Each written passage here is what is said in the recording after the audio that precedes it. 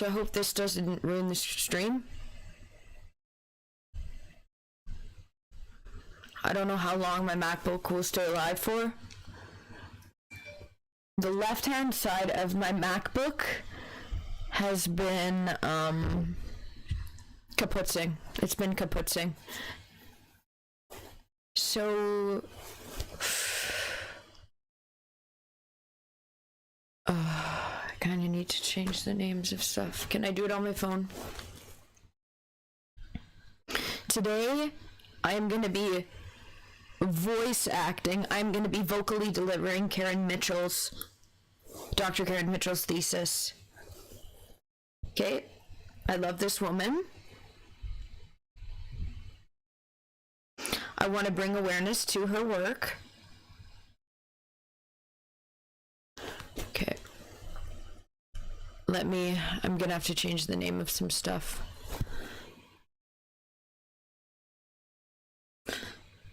Psychopathy / narcissism is what we're covering.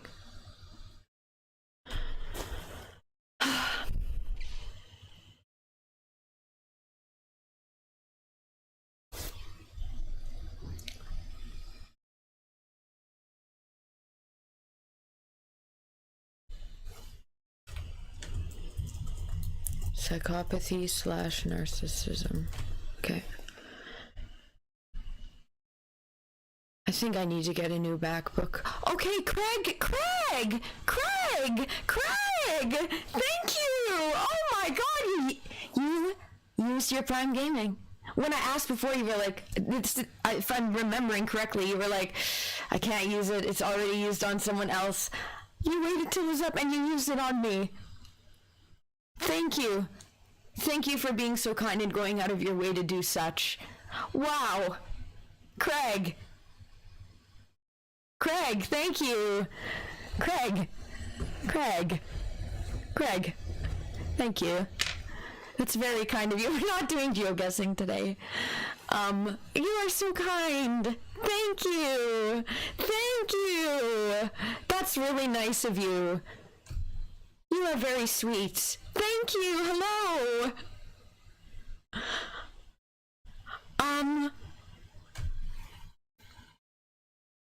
I'm gonna be, what we're doing today, if you heard, I don't know, but it's not geoguessing. We are going to, I'm gonna be vocally delivering Dr. Karen Mitchell's thesis.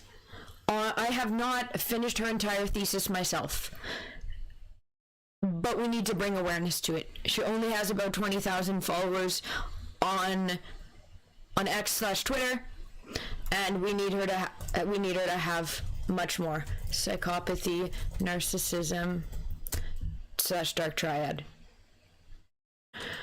My MacBook's been having some trouble. I think I've got it working. Hi, you're so sweet.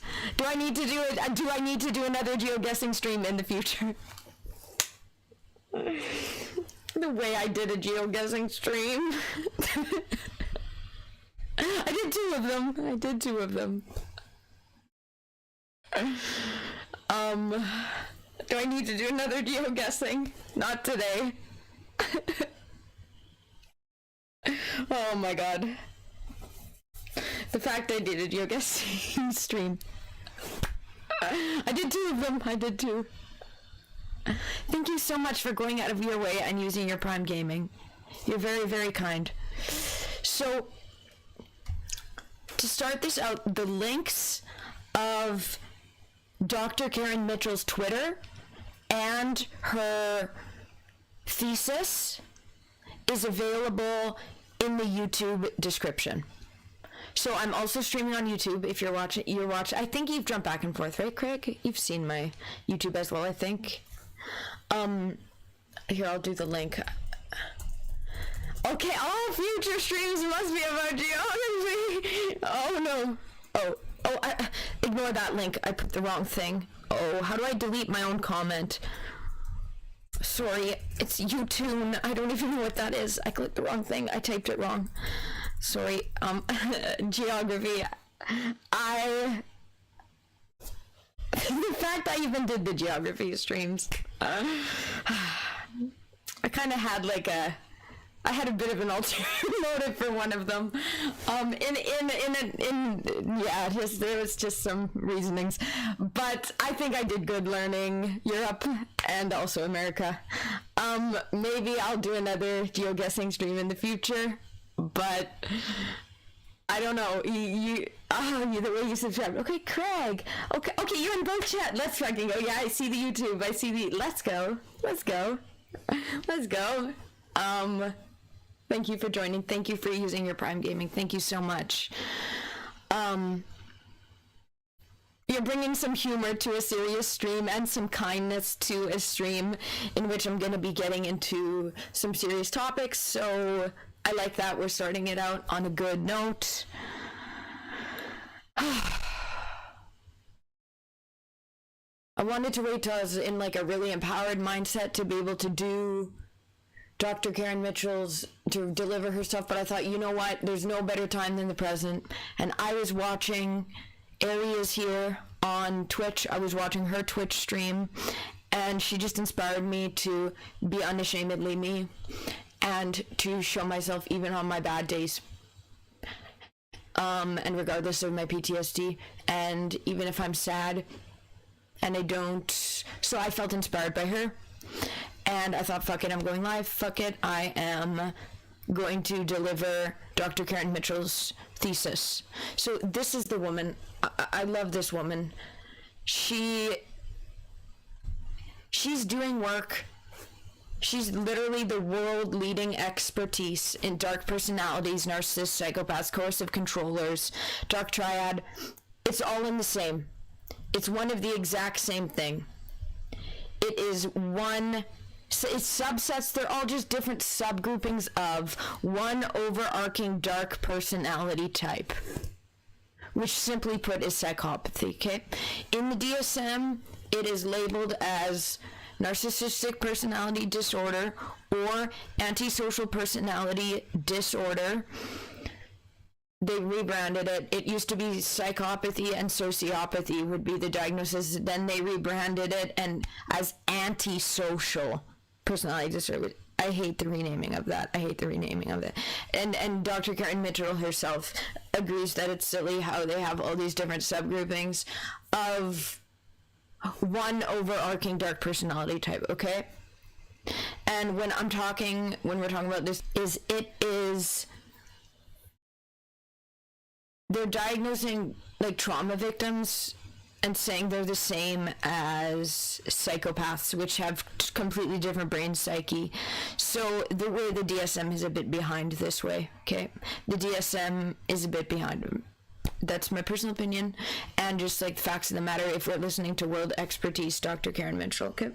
So when we're talking about narcissists, as she says, psychopaths, it's TLDR psychopaths, okay? And if I say ASPD, I'm talking about specifically psychopaths. I'm talking about the brain defect, the lacking in the prefrontal cortex and amygdala. That's the psyche I'm covering today. And I myself have been victim of many psychopaths. Many psychopaths. I myself have been victim of many psychopaths, been in relations with psychopaths, mainly in relations with psychopaths, sadly. So I have life experience when it comes to dealing with psychopaths. I wasn't aware that that's what they were, and they made me think that everyone was like them, that every man is a psychopath. So that was confusing for me too, and I'm still learning how to identify them completely. And through Dr. Karen Mitchell's thesis, we are going to learn how to better identify psychopaths and what being a psychopath actually is and how evil they actually are. So how Dr. Karen Mitchell refers to it is they are human predators. They're human predators. Their brain actually, and this is true, I know, just from my personal experience with them, they get off on demeaning, harming, embarrassing, sadistically destroying, and especially exerting control and power over their victims. That brings them joy. That brings them the joy. Their brain is wired completely different than the rest of us, okay? They make up about 10% of the population. A lot of the work with psychopaths is just psychopaths in jail. But guys, there's tons of psychopaths outside of jail. I know that for sure. Like, it just matters of the fact. And a lot of them get into positions of power, especially if they're high-functioning, high IQ psychopaths, okay? They specifically go into forms of work where they most optimally can exert power and control over others, okay? And there's lots of different forms of work that have that.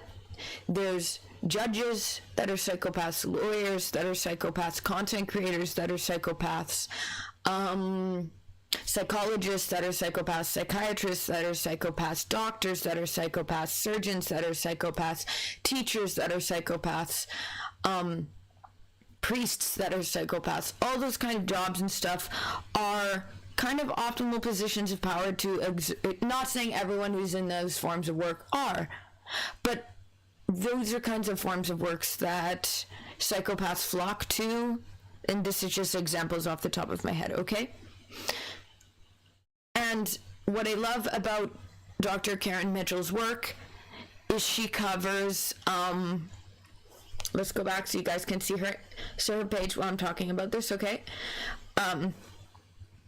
She's covering the psychopath next door. It's not just psychopaths that have gotten caught and are imprisoned or are low IQ psychopaths. She's covering just psychopaths, period, especially the high-functioning ones, which are the ones that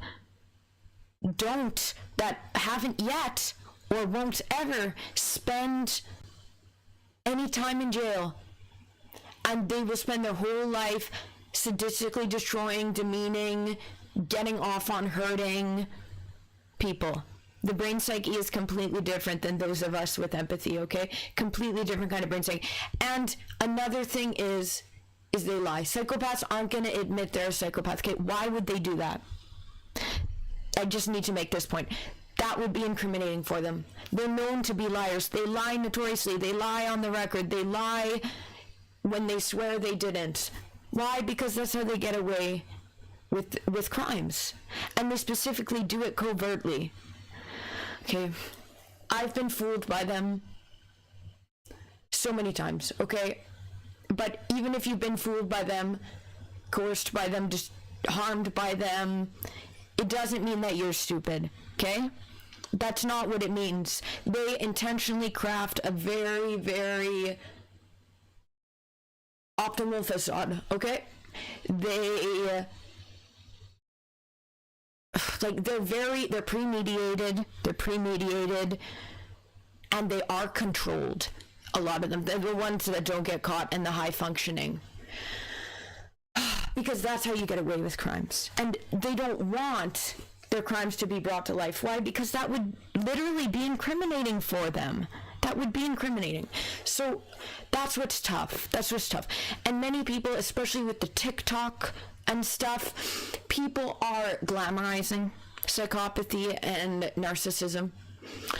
They literally fall victim and pander to the psychopaths. And they think that it's something that they can like coexist with, that it's like okay to happily accept psychopaths back into your life and such. And I've been fooled by them, and I didn't know. You know, we don't go into this world, nor does school teach about psychopathy. So most human beings with empathy in this world are completely unaware. So if you get fooled by them, it's not your fault, but we do have to learn. And that's why I'm going to be delivering this and bringing awareness to this thesis, because more people need to be brought aware of this serious problem which are psychopaths, and the way their brain is completely different. People don't understand. They really don't understand. And the way I didn't understand, okay? The way many don't. Anyways, so I am going to be delivering. Dr. Karen Mitchell is so incredible. She's from Australia. She's amazing. She's bringing awareness to this. She talks about it openly and honestly, and really breaks it down and describes psychopaths as what they actually are. Evil beings on this earth, okay? If you look at it from a religious context, it would be, if you believe in religion and stuff, you could say it's akin to Lucifer's fallen angels, Lucifer and his fallen angels.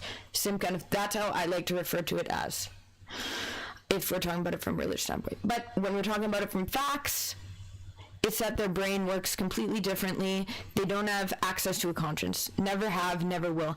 Their brain doesn't have access to caring about someone else. Never have, never. They get off on power, like exerting power over others. They get off on harming. If they harm someone, that brings them joy. Immediately dopamine hit for them. Things that would be like RAPE. This is why you can't teach psychopaths not to be psychopaths. You can teach them what's societally acceptable, but that won't change the fact that they get off to the things that you're telling them that aren't good. They're still gonna get off to that. They're still going to enjoy those things. They're still going to seek to harm others. Okay, you can't teach them not to be psychopaths. You literally can't. Instead, we as people with empathy have to educate ourselves on how to identify psychopaths and how to document their behavior. And through Dr. Karen Mitchell's thesis, she brings awareness to this. Okay? I love this woman.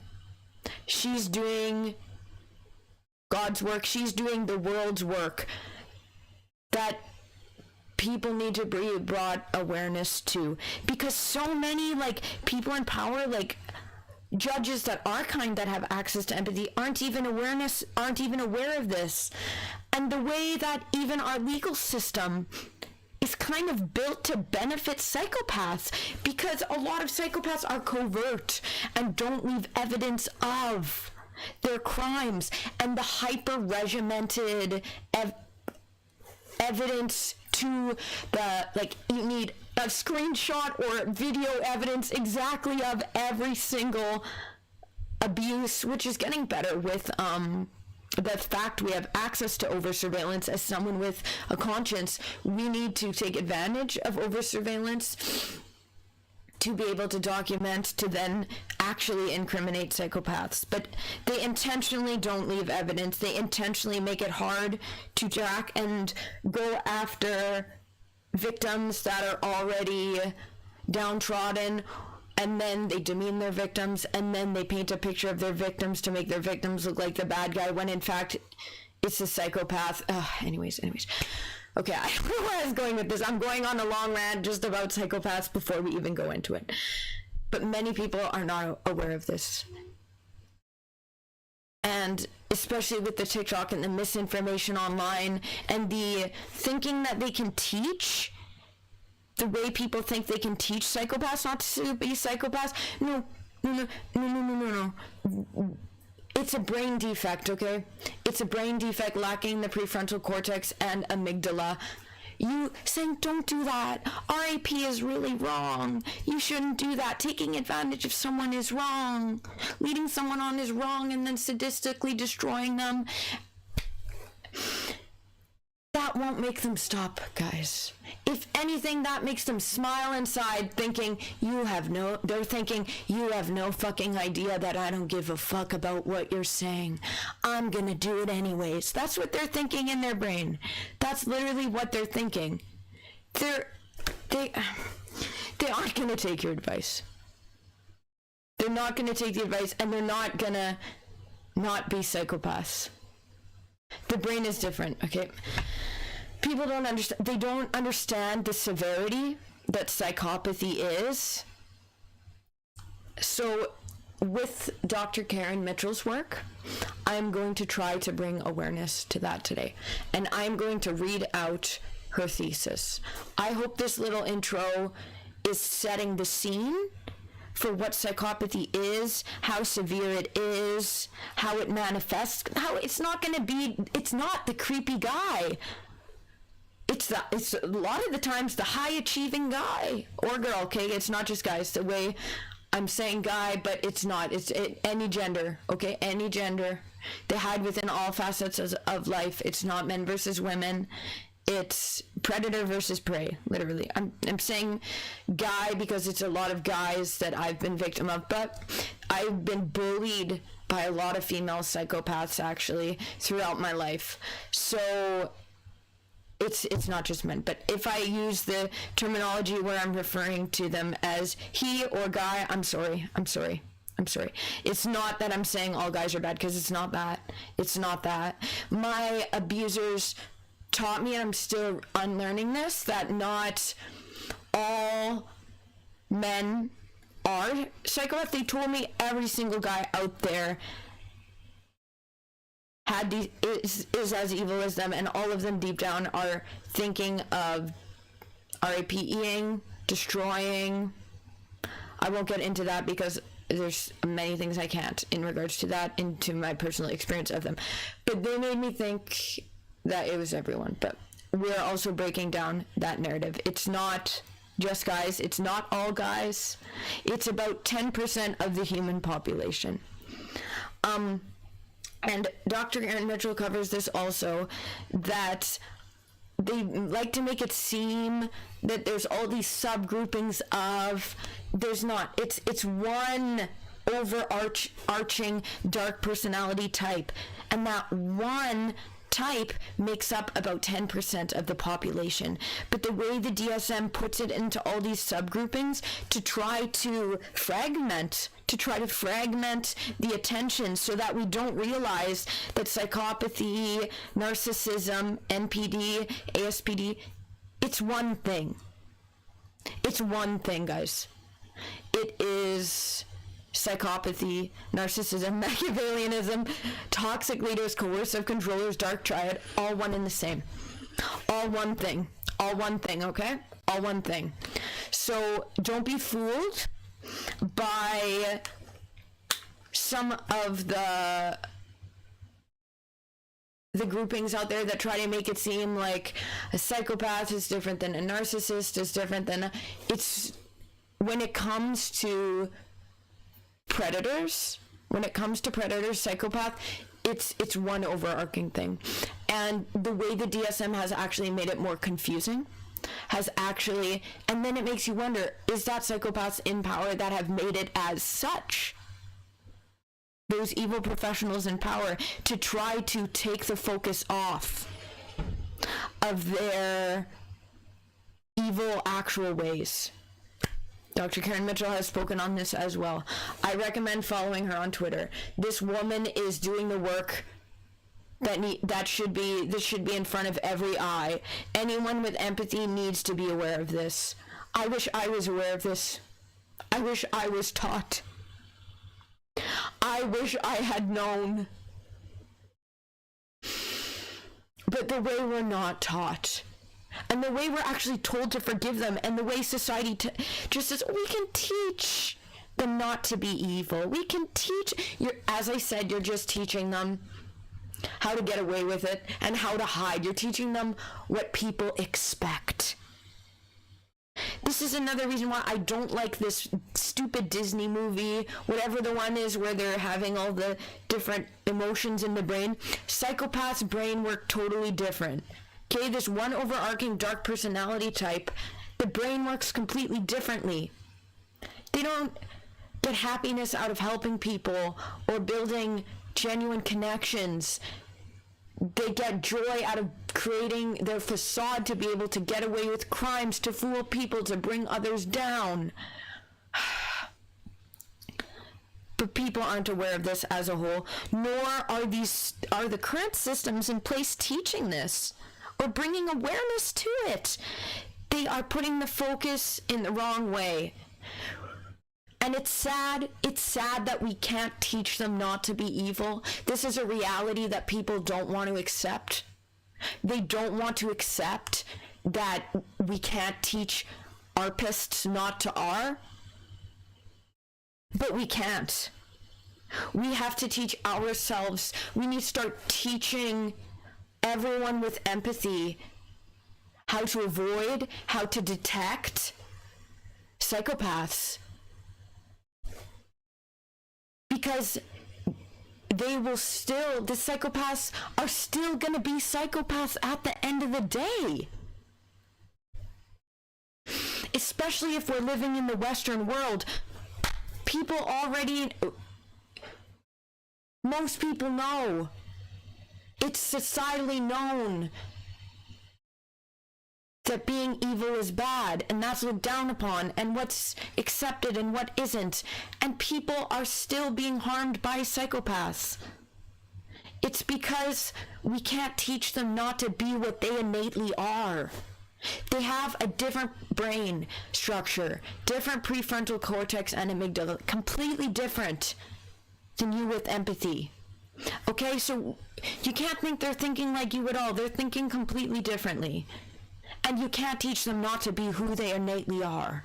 So let's learn about who they innately are, okay, guys?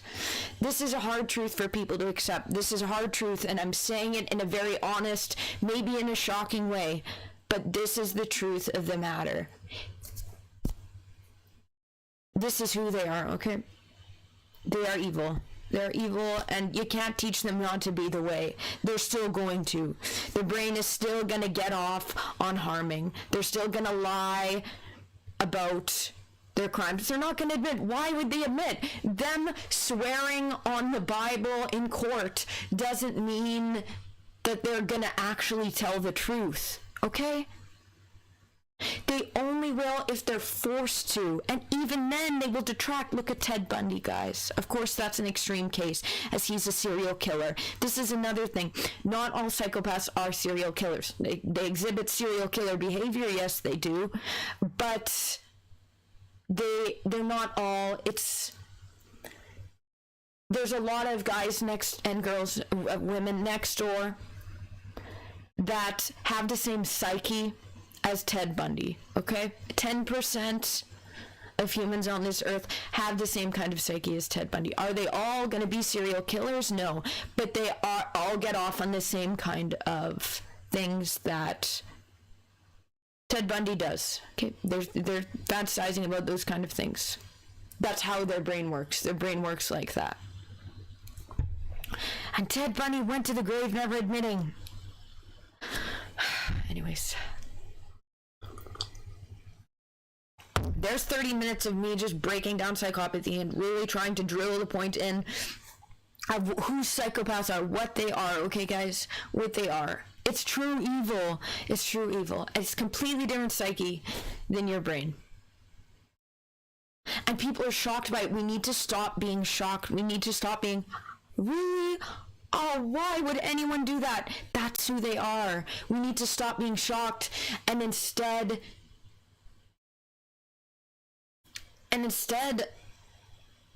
bringing victims justice and identifying psychopaths instead of just being shocked, because they don't have emotion. They don't feel shocked because their kind of desires that are innately shocking, are innately evil. So, and of course, like, it makes sense to be shocked by evil things, okay? Yeah, of course, we have access to empathy.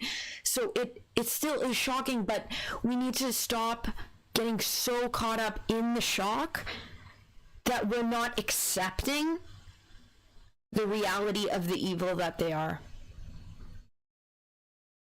We need to accept it.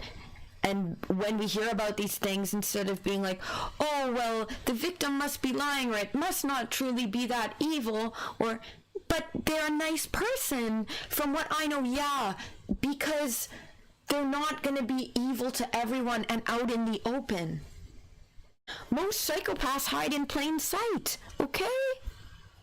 The day before, I can say this, the day before my first PDF file psychopath abuser got arrested was at his daughter's school, at an internet child safety presentation, learning. When he found me online and exploited me using those exact same tactics, they hide, and he donated to a children's school board or something. He was a nice guy. In public. No one would have ever known or whatever. They specifically hide in plain sight. So when it comes out that someone's evil, stop being shocked, but you think because they've presented as kind in public, they do that because that's how you get away with it. Like, if they have a higher IQ too, of course they're gonna hide their true nature because they have been taught about what's expected in society. So they know, okay, well, I can't do that out in the open. I have to hide this. Okay? So stop being shocked for that. Like, baseline, we have to realize they're gonna intentionally hide in plain sight. They're gonna create their facade to look like the good guy because that's how you get away with it. That is how you get away with it, okay? Okay, you guys can tell I'm passionate about this. Well, people are completely unaware. I myself, with my experience, even people blamed me, the minor. They blame me and look down at the victim, and this kind of society of not understanding and not accepting psychopathy as what it truly is allowing psychopaths to continue getting away with these evil, covert, a lot of the times, crimes. The biggest thing to remember is that they hide in plain sight, and that why would they openly admit to it? Of course they're going to cover their own asses. Of course they're going to deny the truth claims of who they actually are and what they've actually done. Because that is how you get away with it. And their entire existence thrives upon getting away with evil crimes and behavior. So we have to be aware of this. We have to be aware of the true evil and be aware that they're not gonna openly admit to it, and that, yeah, they're the guy next door and they are, okay? You just have to be aware of this. You have to be aware of this, okay? I hope that this was a good breakdown.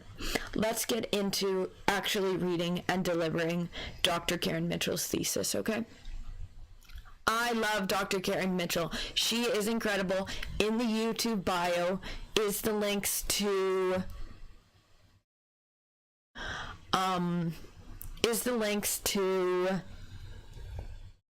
Dr. Karen Mitchell's Twitter account, as well as her thesis, which I'm reading out right now. Okay.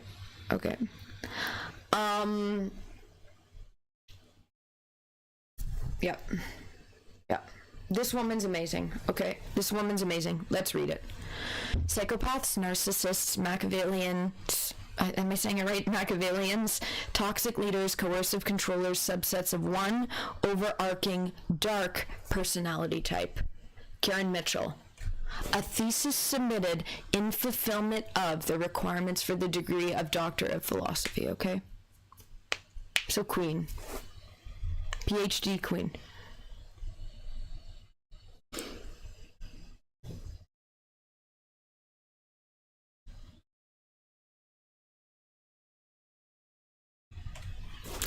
Whilst men and women are linked together, they easily and speedily communicate the alarm of any evil design. They are enabled to fathom it with common counsel and to oppose it with united strength. Whereas, when they lie dispersed, without concert, order, or discipline, communication is uncertain, counsel difficult, and resistance impractical.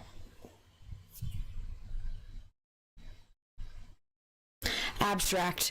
People who actively violate social norms and harm and disadvantage others by conscious choice have been the focus of research for centuries. Psychopathy, Machiavellianism, and Narcissism, collectively the dark triad or dark personality, are conceptualizations intended to give meaning to the characteristics common to socially aversive personalities. Behavioral researchers in fields such as toxic leadership, coercive control and domestic violence, cults, and child sex abuse in religion also explore the characteristics of those who are socially aversive.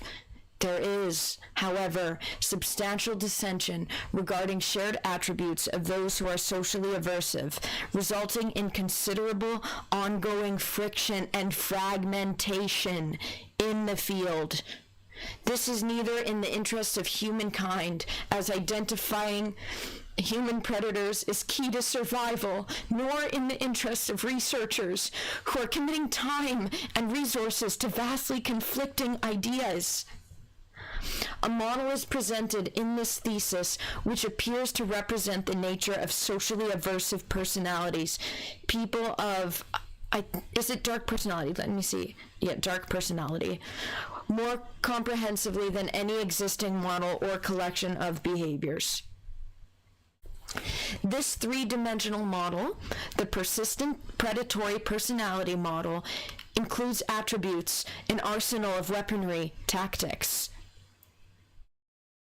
like what lawyers use, and differentiating features, capabilities, and values which emerged from the data. The thesis aims to identify common threads of research, resolve long-standing issues of dispute, and further clarify shared attributes of people of dark personality. New and unique approaches to research in the area and highly knowledgeable research populations not previously canvassed for data were engaged to achieve this aim.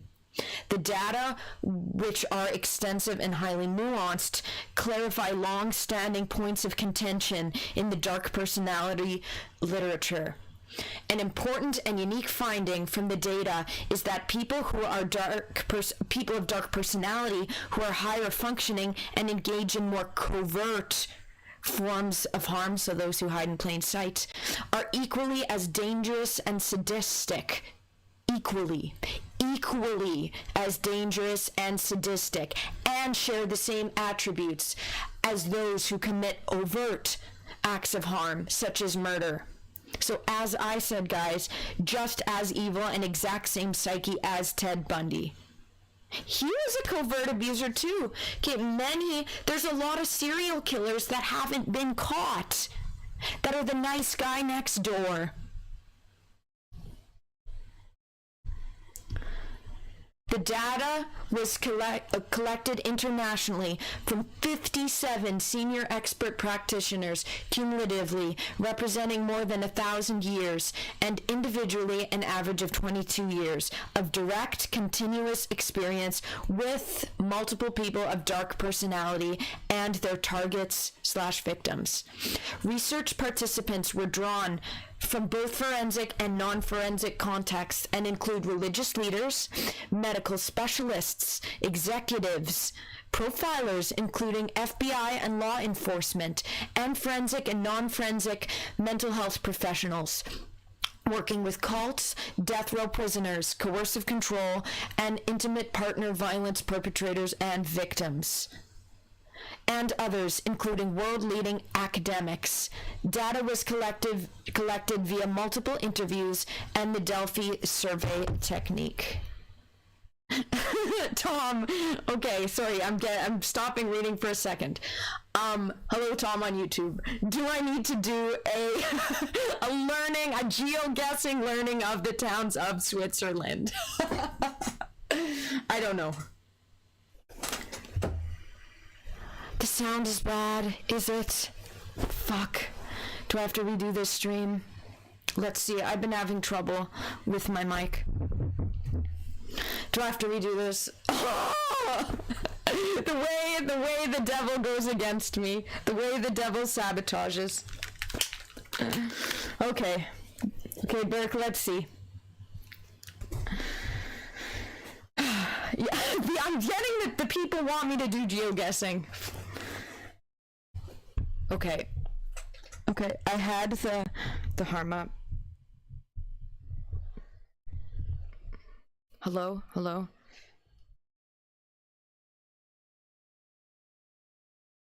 Okay, let's see. Is it fixed? Is it fixed? Hello? Hello? Hello? Testing. Okay, testing. Testing. Okay, thank you, Burke. You will let me know if it changes. Yeah, I did the geoguessing before. I think it is. I think it's fixed. I don't know if I'm I don't think I'll do more geoguessing, but maybe I will, because Craig used his used his Prime Gaming. And now Tom asked as well for me to do the geoguessing of towns. It's fixed, guys. I had the gain up. I ruined the audio. I had the gain up. The gain up. Yeah, robust sound, thanks. Okay. Darn it, the whole intro, the whole 40 minutes was me with the sound unlistenable. I'm so sorry. I'm so sorry. Oh, I self-sabotaged again. Fuck. Okay. Hopefully people still listen, whatever. Whatever. Thank you guys for letting me know the sound was broken. I think I fixed it. I had the gain up. Because when I'm recording my music for Logic, I have to have the gain up, but for this, I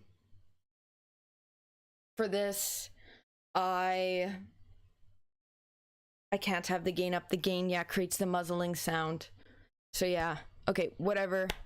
That means my whole intro I can't use for a video if I edit this into a thing. Should I talk then right now? Quickly giving an intro about this, guys. I love oh no, I could just put a thing over it saying, guys, the audio was wrong. I am going to edit this through and it will be better later. Yeah, I can just do it after the fact. Whatever. Okay. Okay. Okay.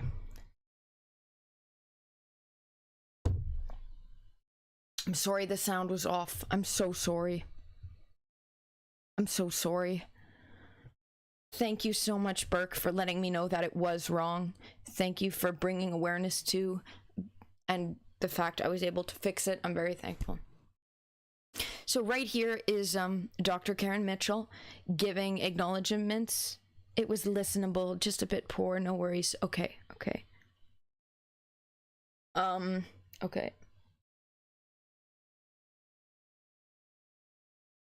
Okay, yeah, true. I heard it with the headphones and it was really not the best, but whatever. Yes, exactly, Tom. So this is a big problem. The way the DSM has called and labeled psychopathy as antisocial. Many are not antisocial. Many go into positions where they're quite social. A lot do.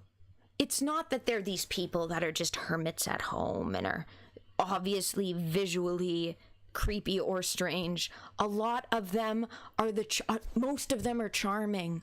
Most of them are extremely cool, calm, collected, and charming. Okay? Because that's how you get away with it. And they know the society they've been born into, because they've been taught what kind of society, and they've known since a young age that they are different from the rest of us. But we as people with empathy are not understanding, we're not made aware that there are 10% of the population that are different than us and that don't have access to empathy. So in a way, they have the upper hand. They have the upper hand. And yeah, most are not antisocial. As she describes it, socially averse. And even that, aversive, it, like, they don't form or want genuine relationships or they don't have a heart. They don't have a conscience. But it doesn't present itself always as antisocial. A lot of them, as I said, go into positions of power and positions where you could say they seem really social and they perform well socially. So the way that even the DSM labeling of them as antisocial personality disorder, it's not even accurate. I think the coining of that name was created by a psychopath in power themselves, because they changed it. It used to be psychopathy and sociopathy, which the two are not the same, okay? A lot of trauma victims get diagnosed under the antisocial personality disorder with the sociopathy when they themselves are actually not psychopaths. And there's a lot of psychopaths that get this sociopathy label instead of psychopathy. Yeah. There's many politicians. A lot of politicians are psychopaths. I said it before at the beginning of this, but they go into lots of positions of power, but not always, okay? Not always, but they hide within all facets of life and all political parties, okay? So it's not just the right that has psychopaths. It's not just the left that has psychopaths. Both do. Both have psychopaths within them. Yes, like Brian Koberger being a graduate assistant, well functioning, high functioning. Yes, like Koberger. The copycat clone modern version of Ted Bundy. He has a Roman Empire head. Fuck him. Yes. Yeah, content for you, Tom, you're saying a content creator comes to mind. Yeah, I can think of content creators that come to mind. There's two right off the bat that are in my head. Yes. And then yeah, unsubscribe. Good call. Yeah, that is but so many. Like, I have my ripping on Atriarchy. That's one of them I think of. He's clearly one of them. I always rip on Atri. He's the first one I called out, as well as Neil Patel. He's not really a content creator. He's becoming a psychologist. So, and there's others that I won't name. But yeah, many content creators. Not all of them, but yes. Optimal position. A lot of celebrities, but also all different functions of life. There will be the psychopath working at the grocery store. There will be the psychopath janitor, the psychopath teacher, the psychopath judge, the psychopath lawyer, the psychopath computer programmer. You know, they hide in all positions of power, okay? Psychiatry, doctors, everything. They're evil. But yeah, Koberger. And Koberger, he's not admitting to it. Because why would he admit to it? That's incriminating. We have to remember, why would they admit? That is incriminating for them. Of course, they're going to deny it to the end of their possible ability. They will deny it so much. Because that's how you get away with it. They're not honest. They're inherently dishonest people. So why would they admit? People are expecting them to admit and expecting them to be overt and obvious. They never will be. Because then their facade's over. Then they don't have the control. Then they don't have the power.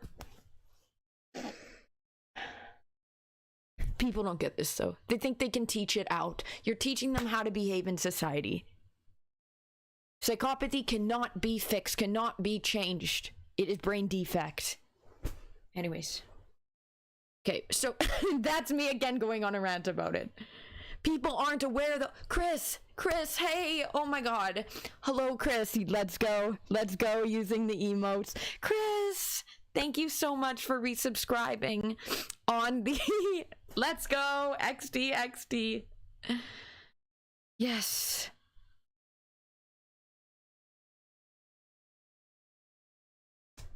Yes.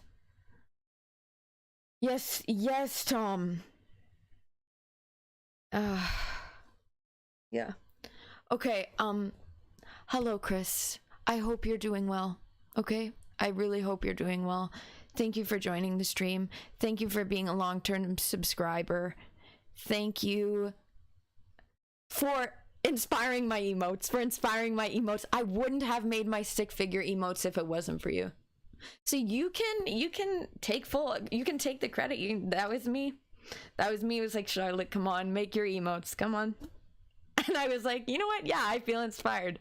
So use the hell. I need to give you access to all of them. Is there a way to just... But you resubscribe at the tier 2 to be able to use. Chris, thank you. I need to give you access to the one with the question marks. I need to give you access to that one. I wish I could put it in the ooh one. Great to see you as well. There's so many. But yeah, Tom. Yeah, for all to see. But people aren't aware of it. There's so many I can think of. There's so many. And then you'll try to call it out, like, and then their flying monkeys and their fans will come after. And I've gotten fooled too by them. I've gotten fooled. I myself have been a apologist when I wasn't aware, and when I wanted to believe that maybe they were just misunderstood. They're not misunderstood. They intentionally craft a facade. Yes, Tom. You get it. So many don't get it. That's why we're talking about it. Yes.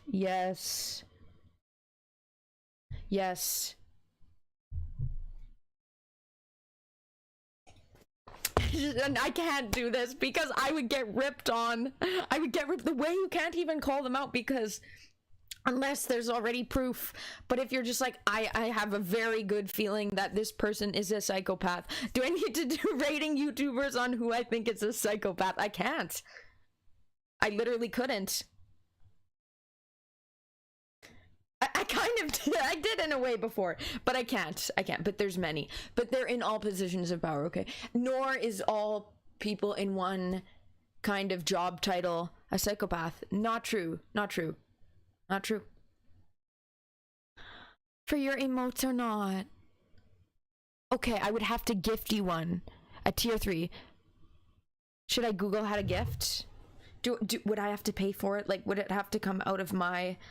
I don't have the money to. It is ridiculous, Tom. It is ridiculous. Okay, And yeah, I don't blame the flying monkeys, okay? I don't blame the fans. I don't blame the flying monkeys. I don't blame the people that are unaware. Because most people are. And I have been myself. So we don't blame them. But we try to educate. We try to bring awareness. How to gift someone a membership. Then Chris, you can use all of them. I thank you as the streamer. A membership on Twitch. I need to. Well, it's too expensive for you to be the teacher. Clicking. Gift a sub, saying I can't. Like, there's many... Yeah, okay. I don't know how. It's saying that I can't gift. Chris, is it okay if I look at this another time? I want to gift it to you. And I want you to be able to use all the emotes all around. I would love that. Okay, how to... I think I should stay on the topic if it's okay. I'm gonna look into it and learn how to gift it, okay?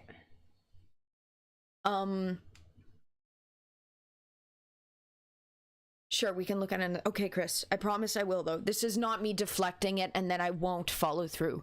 I do want to gift it to you. I do want to gift it to you. You're the one that motivated the emotes. You're the one. You're the one. Okay. Okay, so I barely read any of this. I'm sorry. I'm mainly going on a tangent speaking from my life experience, but let's continue reading.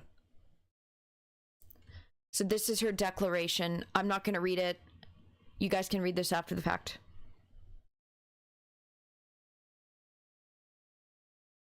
This is a breakdown. This is the whatever is glossary. I think glossary is at the end, so this is whatever's at the beginning. I'm a layman. Yeah, for the record, guys, I'm a layman. I'm speaking from life experience and self-education from professionals.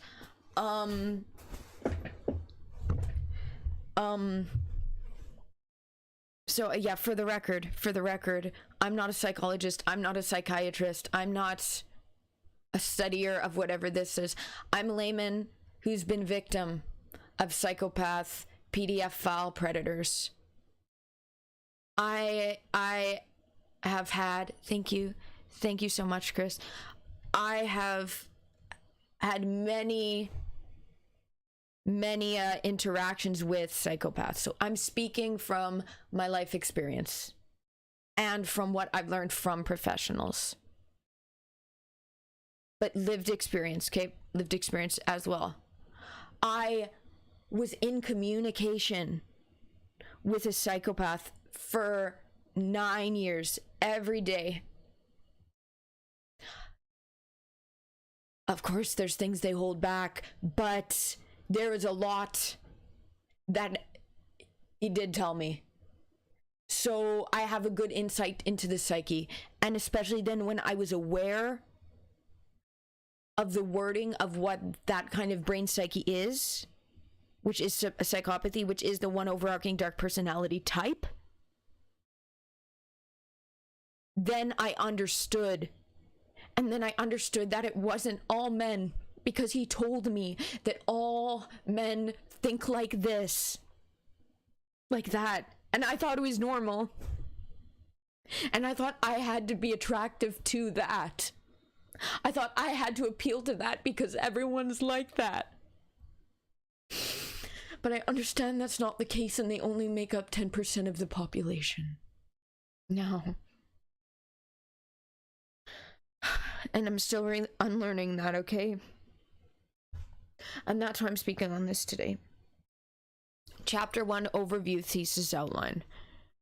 This thesis presents a model that is potentially, I like how she said potentially because people will give her hell if she outright says confirmed, a model that is potentially the most comprehensive and nuanced representation yet developed of adult people who actively violate social norms and harm and disadvantage others by conscious choice. So not accidentally, not unknowingly, but actively. But actually actively by conscious choice. Socially aversive personalities. The breadth and depth of harm imposed by people who actively violate social norms and harm and disadvantage others by conscious choice, dark personality, including psychopaths, narcissists, and Machiavellians, is substantial and impacts millions of people daily in the most painful and destructive of ways.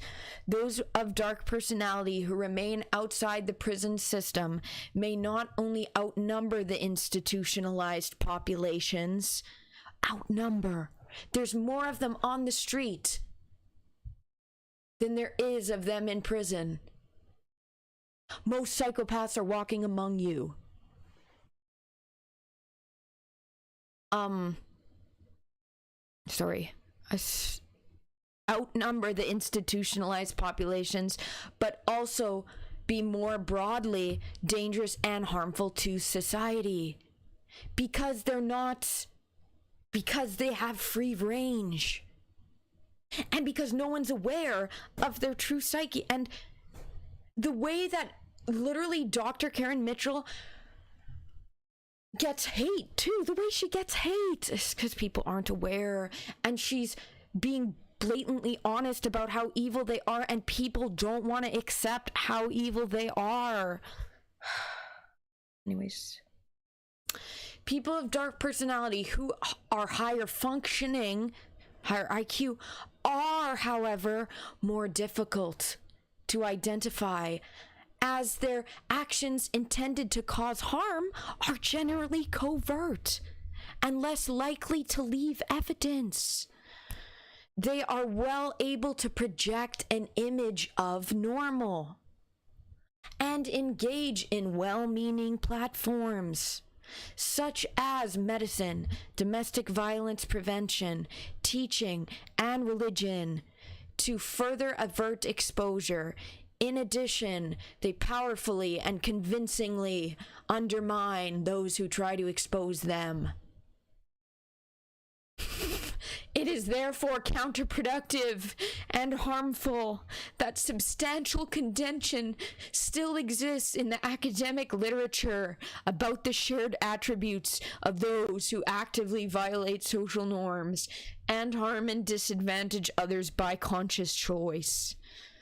Emeritus Professor Robert Hare, creator of the most widely used assessment tool for psychopathy, the PCLR, notes millions of men, women, and children daily suffer terror, anxiety, pain, and humiliation at the hands of psychopaths in their life.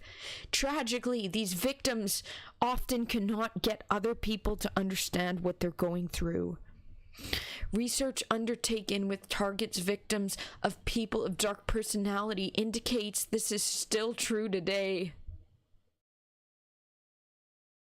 Victims are shamed. Victims are not believed unless they have just the proof. So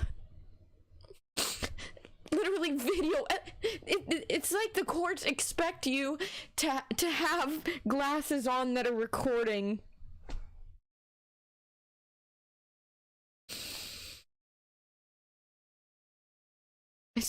They are very covert.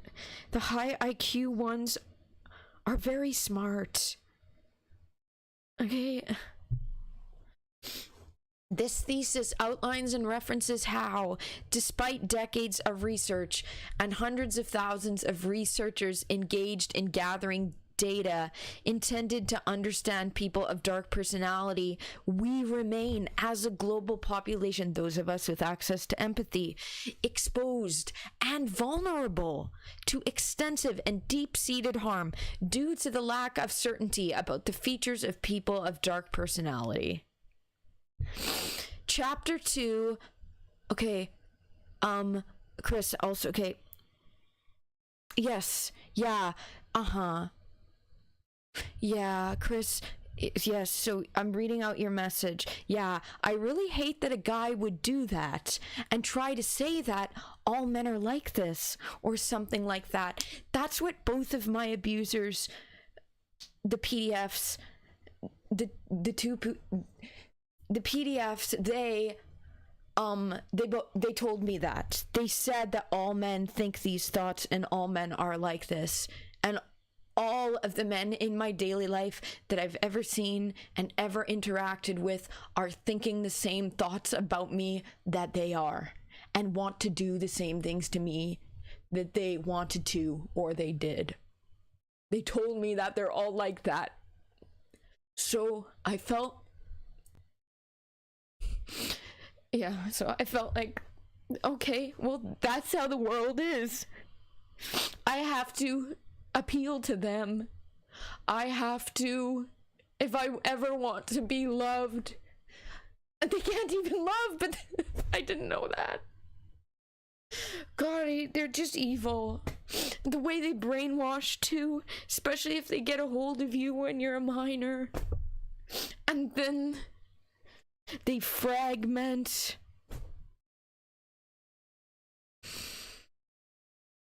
distort, Chapter 2 okay, so I'm getting back into it. Chapter 2 highlights that resources are being relentlessly consumed in attempts to prove the validity and utility of many conflicting models and assessment tools, rather than researchers working towards bringing threads of research together to produce a unified, nuanced picture of people of dark personality that can ultimately be used to assist with harm prevention. Chapter 2 also outlines many problematic issues with the way data has been previously collected on people of dark personality. So basically, the data nowadays, the DSM, the PCLR, it's not the most optimal way of identifying psychopaths. It just really isn't. It just really isn't. Okay, and also this just made me think, I think this is also a reason why with my PTSD, I'm hypervigilant, because they told me for so many years that all guys are like that. And the way that they were, and then they are, people that you wouldn't expect. So then I don't know who's who. Which one's which. And yeah, okay, sorry. Data collection issues include that populations canvassed for data are usually drawn from population subsets that are not fully representative of people of dark personality, such as prison populations or college students. Practitioners working with people of dark personality and their targets' victims outside the prison system have rarely been approached to provide their insights. Researchers in many fields of studies, such as cults, coercive control in domestic violence, and toxic leadership, are gathering data on people of dark personality who manifest similar behaviors without researcher collaboration on findings. Okay, chill out, man. Hi, everyone. What's wrong? Okay? Why am I crying? No, there's nothing you need to do. Chill out, man. And I do not promote any kind of violence ever. I want to bring awareness and I want justice, and that never does that include violence. I am delivering and speaking on psychopathy and narcissism and Dr. Karen Mitchell's thesis. Yeah. And I'm through this speaking also from my lived experience of being victims of dark personalities throughout my life, and it's just really hard to talk about this because it brings up a lot of memories, it brings up a lot of triggers, and it's just facing the true evil that it is, and then also realizing how wrong I was and how I didn't understand, and that's just really hard. Yeah, so it's just hard to talk about, but I need to bring awareness to this even if it's hard. Okay. Yeah.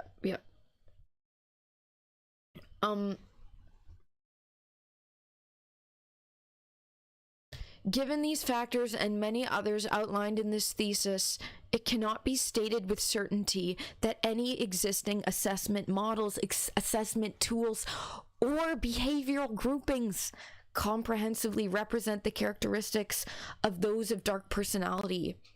To be able to identify those of dark personality who are higher functioning, who harm in ways that are more subtle and do not leave evidence, it is imperative to have the most accurate and nuanced representation possible. Exactly, chill out, man. We're all humans and make mistakes. It's so true.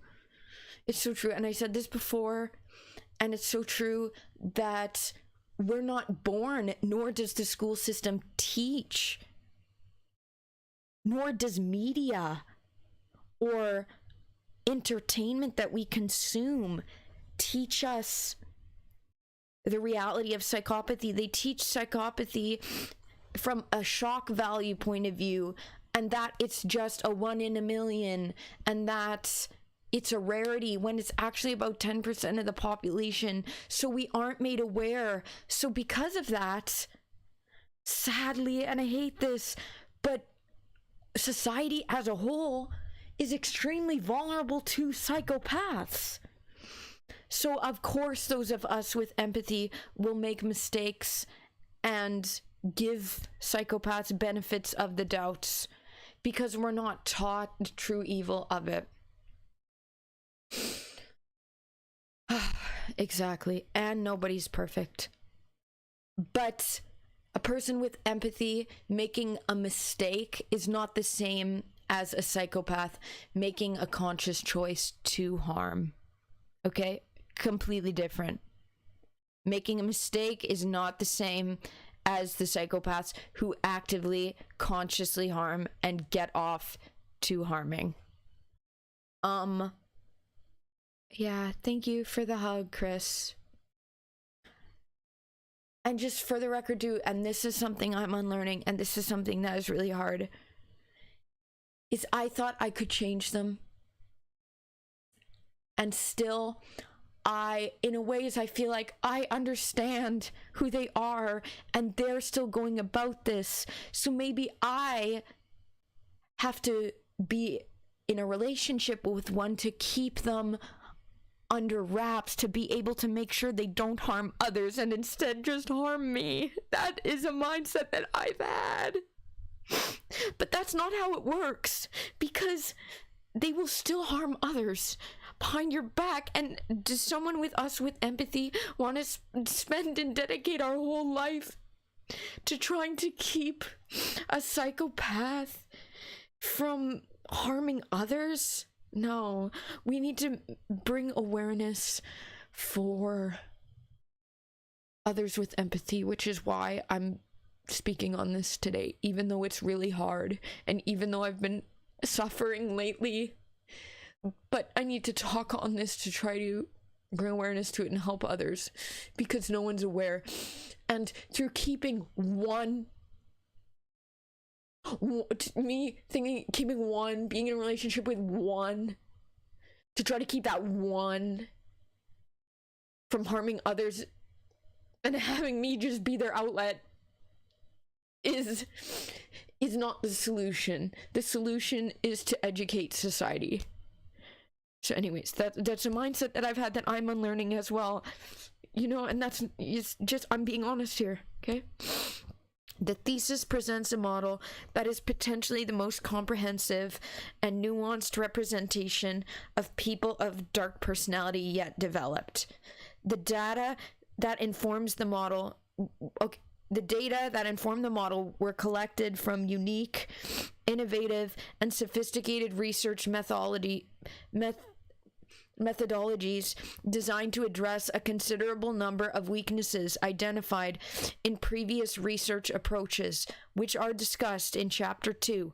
The research populations for this study also include highly knowledgeable groups who have never been canvassed for data, such as expert practitioners working long-term with people of dark personality and their targets/victims outside the justice system. One of the strengths of the model is its application to higher functioning people of dark personality. So higher functioning, higher IQ, smarter. That means that they're gonna harm, honestly, more. And they're gonna get away with it. They're gonna be getting away with it. But they're not gonna show the signs, because they're gonna keep their facade, because they're cool, calm, collected, because they don't have access to empathy. They don't have a conscience. Thank you. Yeah. Yes. Through the healing process, going in the right direction, yes. Bringing awareness to, trying to help others. Okay, one of the strengths of the model is its application to higher functioning. Forms of harm that are generally covert are represented by patterns of behavior that gives them greater transparency. Tactics used by those of dark personality to harm and deceive are also contained in the model, further deepening the picture presented. While the research approach used for this study requires replication and further testing, the depth and quality of data indicates it is a solid first representation of a model that brings together, for the first time, data from many fields of research, from both internationally based expert practitioners and internationally recognized researchers, and from practitioners working in both forensic and non-forensic contexts. This is also the first study that explores the behavioral manifestations of people of dark personality across a wide range of contexts, communities, and personal circumstances. This unique data felicitates the identification of single attributes manifested in different situations.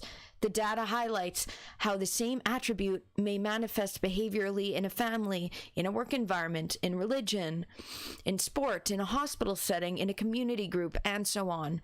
They highlight how factors such as socioeconomic status, intelligence, and impulse control capability determine how successful a person of dark personality is at hiding their nefarious intent and actions. In addition to expert practitioners, internationally recognized, highly published researchers are also included as research participants in this study. Two groups of researchers explore the attributes of those of dark personality. I'm gonna have to get water in a second, guys. Some of my cords are currently resting upon my water bottle, so I can't, otherwise it's gonna make my mic and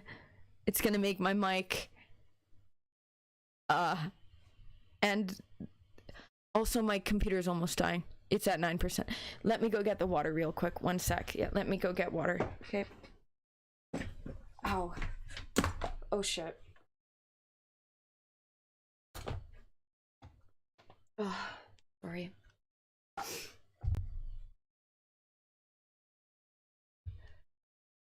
The home button doesn't work on my iPad anymore, so I have to use it in a different kind of way. Yeah, let me get my water. Okay. 1 sec.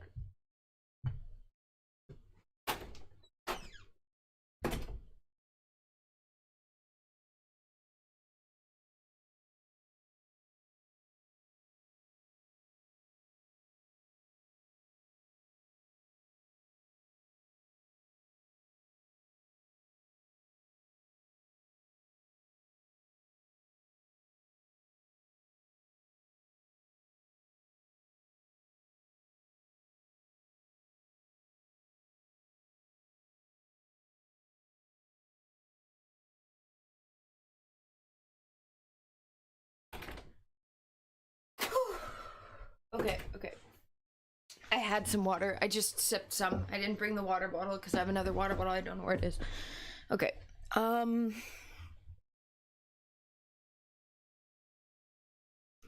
Okay, hello, it's Tuhid. Thank you for joining. This is your first time chatting. It's going. We today are talking on a tough subject. We are discussing Karen Mitchell's leading expert in world-leading expertise in dark personalities, aka narcissists, psychopaths, coercive controllers. We are covering her thesis, which is state-of-the-art education, knowledge on psychopathy, and one overarching dark personality type, which is psychopaths, basically. TLDR, dark personality. TLDR, psychopath. TLDR, they don't have access to a conscience. Okay, let's continue.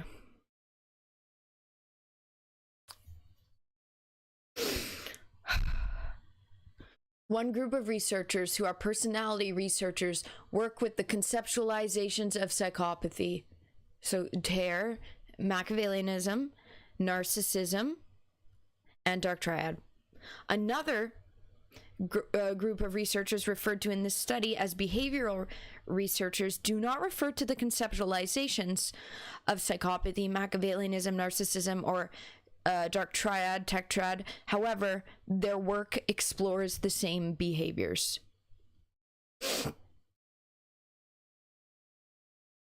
Behavioral, so they're not the behavioral, the behavioral researchers, they're not identifying under a certain subgrouping. But their work is exploring the same behaviors. Just because these terms are created, these are all, you see, there's all these different terms, but they all mean the exact same thing. They all mean the exact same thing. They're subgroupings of the same thing. It's the same thing. So all in all, you don't need the different kind of subgroupings of, it's all the same psyche. And it makes you wonder if they intentionally, in the DSM and such, created these different subgroupings to fragment and make it more difficult to understand the true evil and the fact it's one overarching dark personality type. Okay, so behavioral researchers work in fields such as cults, child sex abuse and religion, toxic leadership, politics, and coercive control in domestic violence. Issues in the work of researchers that impact the accuracy and comprehensiveness of findings are explored in Chapter 2. It is demonstrated that personality researchers work with limited awareness of and reference to the behavioral researchers' data and vice versa. Practitioners working in hands-on capacity with people of dark personality and their targets and victims have rarely been canvassed for information and insights by either group of researchers. Yet Franklin and Hart found in their research with practitioners that the perspective of those dealing with the topic on a daily basis provided us with an authenticity that simply was not available through researcher experience or by reviewing the literature. So that's making me cry, because what that's saying is nothing beats life experience. Nothing beats being a long-term victim of them. To understand it.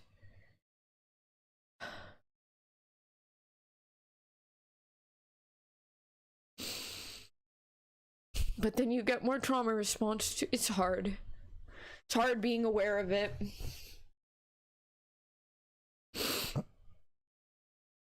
Yet none of the professionals, they're just saying, oh, if you study it in academia and have a degree, only then are you allowed to speak on it, and only then are you taken seriously. The argument and dissension in the personality, the argument and dissension in the personality research field about the characteristics of people of dark personality is substantial. It is usual to find debate in areas of academic inquiry. Debate suggests different perspectives are being applied to a topic, increasing the likelihood of thorough examination and more accurate results. Mercier points out, however, that there is a point in which race researchers may defend their position with polarization and overconfidence that can yield poor outcomes.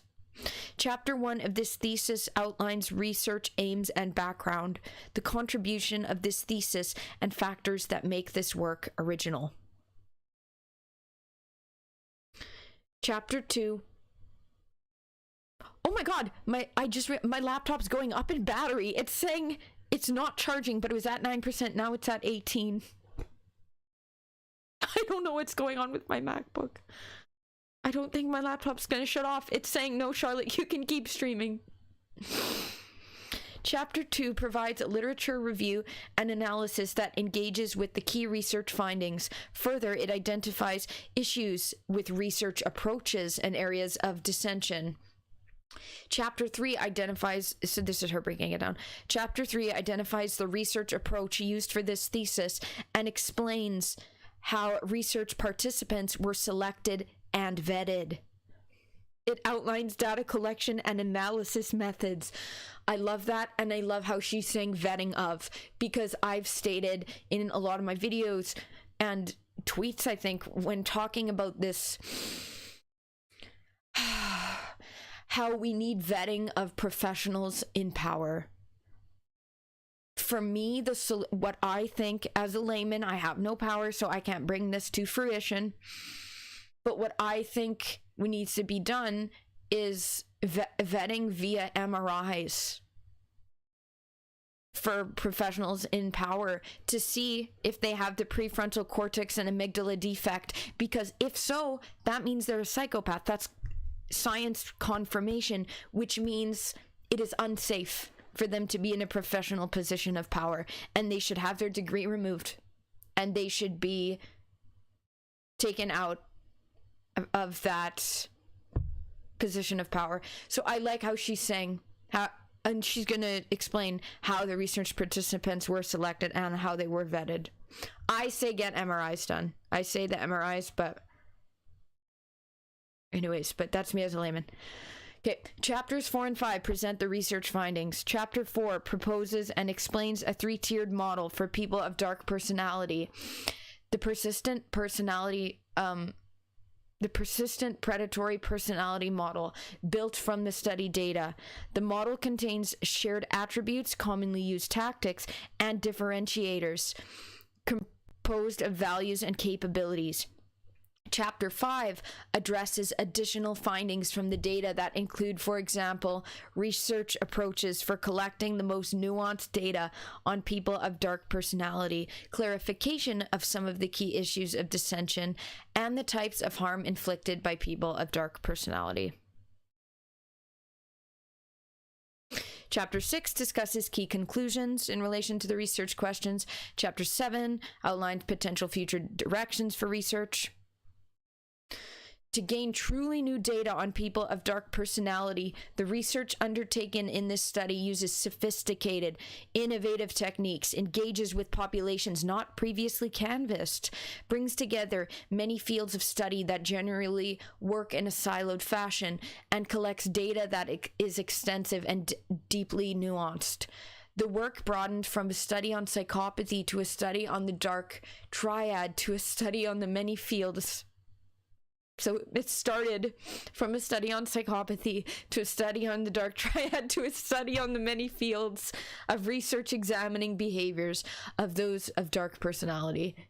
The PhD was required to be supervised at different times by several different supervisors and required 3 supervisory panels over the course of the PhD trajectory.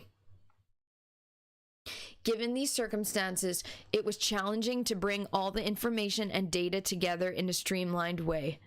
It was challenging to know which data to admit and which to include. It was challenging to accommodate the different and sometimes conflicting recommendations of the many highly experienced and respected academics who gave feedback. The way the information is brought together in this thesis, the way the document is structured, constitutes best effort and is the result of thousands of hours of revision. The way. I say the way a lot, and I realized that I say that from reading the Bible. I realized that's where I first saw that, and it's interesting to see the way. I like the wording of that.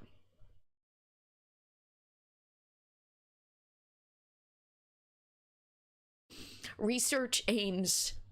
There were 2 key aims of this research. The first aim was to gain further clarity regarding the overarching shared attributes of adult people of dark personality, from those incarcerated for overt crimes to those in significant positions of power, to those who are neither incarcerated nor high achieving, but nevertheless share the attributes of those of dark personality. The second aim was to identify behavioral manifestations of each attribute across varying contexts, communities, and personal circumstances.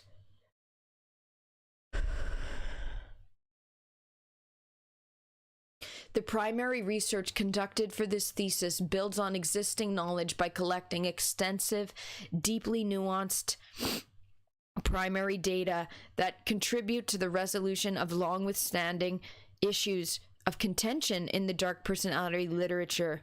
The data provide more comprehensive insight into the attributes common to adults of dark personality by bringing together knowledge from dispersed fields of research through the inclusion of data from highly published researchers, as well from expert practitioners whose insights are rarely published. Crucially, primary data was collected to identify how attributes manifest in different contexts, communities, and personal circumstances, to differentiate between contextual behavioral differences and attribute differences. It was intended that the research would provide a strong base from which to build a comprehensive and highly nuanced model representing those who actively violate social norms and harm and disadvantage others by conscious choice. They do it by conscious choice because they get off to it, because it brings them joy. They get dopamine from it. They see it as winning. To engage with these aims, the central research questions of these theses are as follows. 1. What are the high-level shared attributes of people, adults, who actively violate social norms and harm and disadvantage others by conscious choice, from those incarcerated for overt crime to community leaders, to those who are neither incarcerated nor community leaders, but nevertheless share the attributes of that dark personality? 2, what are the specific behaviors that manifest from each of these high-level attributes from varying contexts, communities, and personal circumstances? The thesis also addresses the following secondary questions. 1. What is the key fundamental attribute of people of dark personality, that which drives the most behavioral manifestations? 2. What are the different types of harm that are inflicted by people of dark personality? 3. Do people of dark personality generally break laws? Yes, they do, guys. Okay. Spoiler, yes, they do. 4. What are the features that influence whether a person of dark personality is incarcerated? 5. How effective and useful is a continuum model of normal personality in identifying people of dark personality? The next section discusses how the research approach of this PhD project adds value to the theoretical discussion, empirical understanding, and practical challenges of harm prevention in relation to people of dark personality. Contribution to knowledge and other benefits of the research. The cost to society of people of dark personality is substantial and negatively impacts all aspects of human existence. Dark triad traits or attributes in leaders have been linked to increased moral permissibility of accidents. Widespread fraud such as embezzlement and theft, emotional exhaustion, and abusive behaviors. Psychopathy has been positively correlated with psychological distress and work-family conflict. So, this is why, funny enough, victims of are more likely to get a diagnosis than the actual psychopaths themselves. We're the ones seeking help. The psychopaths are not going to seek help. They're going to avoid doctors. They're going to avoid the healthcare system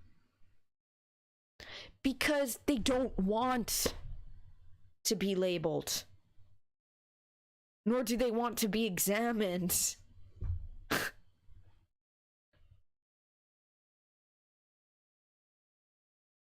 And work-family conflict. Psychopaths within the criminal justice system commit a greater level of violent and non-violent crimes than other offenders and are 20 to 25 times more likely than non-psychopaths to be in prison, are more violent during crimes, are 4 to 8 times more likely to engage in violent reactivism compared to non-psychopaths, and are resistant to most forms of treatment. They avoid treatment. They talk their way out of treatment. When forced to be in treatment, they just learn of how to pretend better. And I'm like, okay, so people will be on to me if I do that behavior. Okay, I won't be doing that then. I will be more careful. That's what they're thinking when they're learning, when they're in these programs. The way that the anger management things are really just teaching them how to hide it better, how to get away with, how to be less obvious. The measures in place are not good, okay? The measures in place are bad. This is why I love Dr. Karen Mitchell's work. For the record, again, this is the woman, okay? This is the woman. This is the woman, and this is also her website, okay? This is her website. This woman's amazing. I love this woman. This woman is doing the work that needs to be done. I'm so thankful for her work. Okay, people of dark personality in political leadership roles have an extreme and far-reaching impact on humanity. That's the highest professional position of power to be in. Narcissism in political leaders in particular circumstances may inflate the psyche of a national group to the point of belief that military conquest is required if other countries do not accept the superiority of their nation, and wars are the ultimate result. Workplace aggression and workplace deviance, defined as voluntary behavior of organization members which violates significant organizational norms and in doing so threatens the well-being of the organization or its members, has been positively correlated with depression for those of us with empathy, negative general health outcomes, emotional exhaustion, psychological distress, intention to resign, decreased emotional well-being, which then in result they stay in the positions of power, and those of us with empathy resign and end up literally isolating ourselves, end up in a way being silenced. It's really sad. Decreased emotional well-being, intensely negative emotional reactions, including fear and frustration, and suicidal ideation. Coercive intimate partner violence involving dark personality traits has been associated with depression, substance abuse, and suicidality in targets victims. Outcomes for children with a parent who has dark personality traits where physical violence is not involved include inappropriate behavior at school, depression, aggression, delinquency, rebellion, anxiety, developmental delay, substance use, and suicidality. And then their children will be the ones labeled with a personality disorder. Even though there's nothing wrong with their personality, they're exhibiting trauma responses.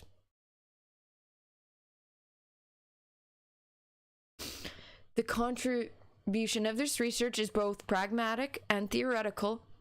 The key contribution of this thesis is a model that represents those who actively violate social norms and harm and disadvantage others by conscious choice. This model is potentially more comprehensive, refined, and nuanced than any of the models currently available.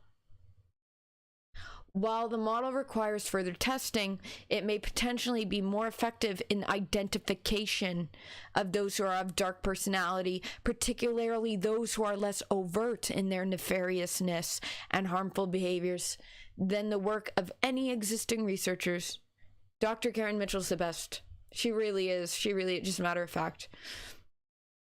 The highly refined and comprehensive model was able to be created through the collection of data from highly knowledgeable populations not previously canvassed in research. The study includes deep and extensive data on those of dark personality outside the justice system, where researchers have previously found sources of data difficult to access.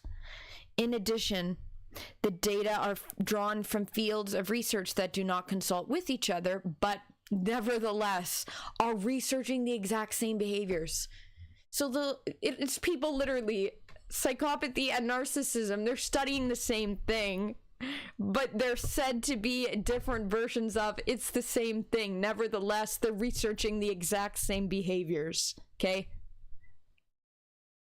Such as coercive control and domestic violence, toxic leadership, criminology, cults, medicine, politics, and child sex abuse in the Catholic Church and other religious organizations, adding greater depth to the research findings.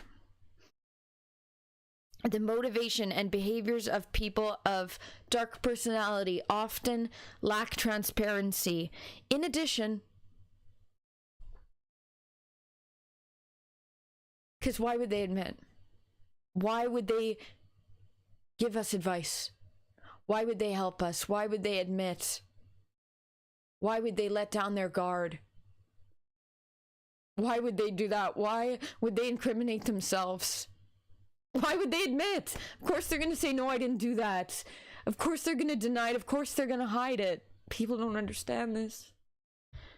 In addition, the nature of the harm caused is... exactly. In addition, the nature of the harm caused is difficult to accept by those who have not been personally targeted, particularly where people of dark personalities present in caring professions, such as religion, charity, and medicine. The persona or mask, okay, and by the way, psychopathic masking is not the same as autistic masking. Masking to fit in with society, to not be made fun of and ridiculed, is not the same as psychopaths masking so that their true evil isn't shown. This is also why I don't agree with psychopaths being called neurodivergent or hiding under the neurodivergent umbrella. They are not the same as autistic people. Okay, completely different. Many men actually that are diagnosed, there's many men that are diagnosed or identify with the autism umbrella when in fact they're psychopaths. They're not autistic, but they're hiding under that umbrella. So that's just another thing. Why? Because a lot of autistic people are vulnerable, and for them to identify within that, that's optimal for them. Okay, so psychopath serial killer behavior isn't neurodivergence, isn't autism. Okay, just for the record. For the record, completely different brain psyche. Completely different. But see how it's easy for them to hide under that, to identify with these terms? That's a good mask for them.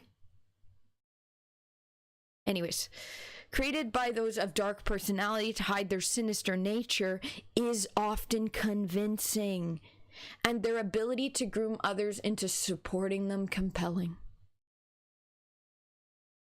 They're good at it. Because their survival of not being exposed is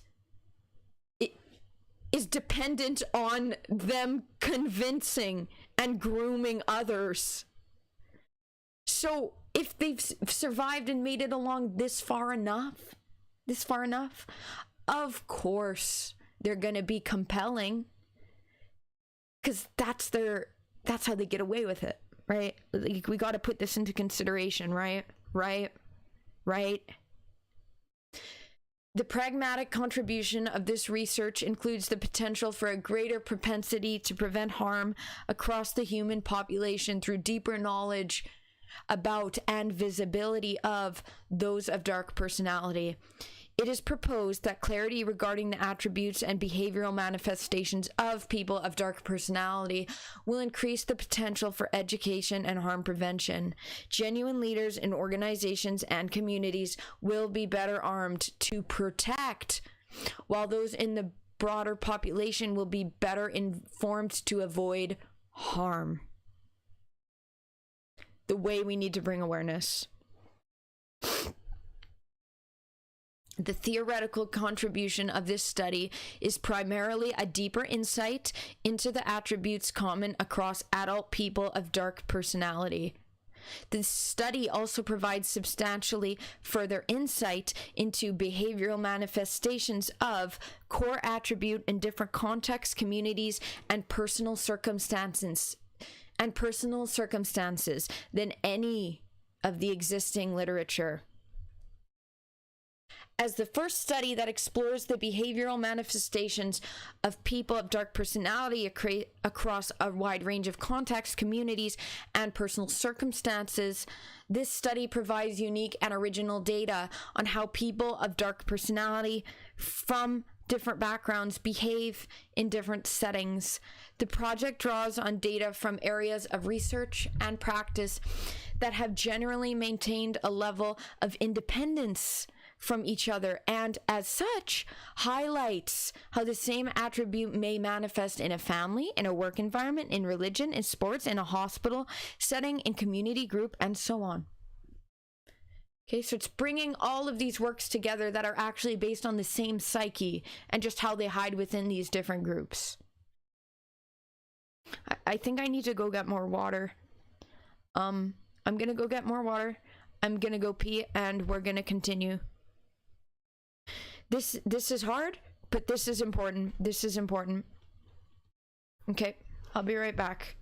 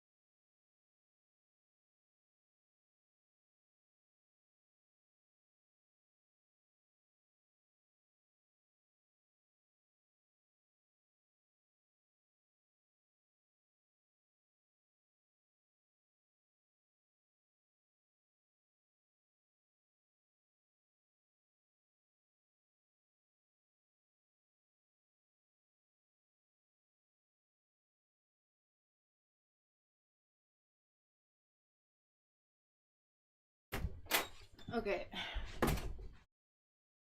I'm back again. Thank you, Chris. Thank you. Hi, Josh. Hi. I'm so glad you could make it. Okay, you know how I said I was going to? I felt the motivation to be able to do it today. I thought, fuck this, I'm gonna cover it, even though I'm having a hard time. This is important work, and this will help me with my healing. Reading it out, bringing awareness, and feeling like I'm able to use my voice and experience to help others.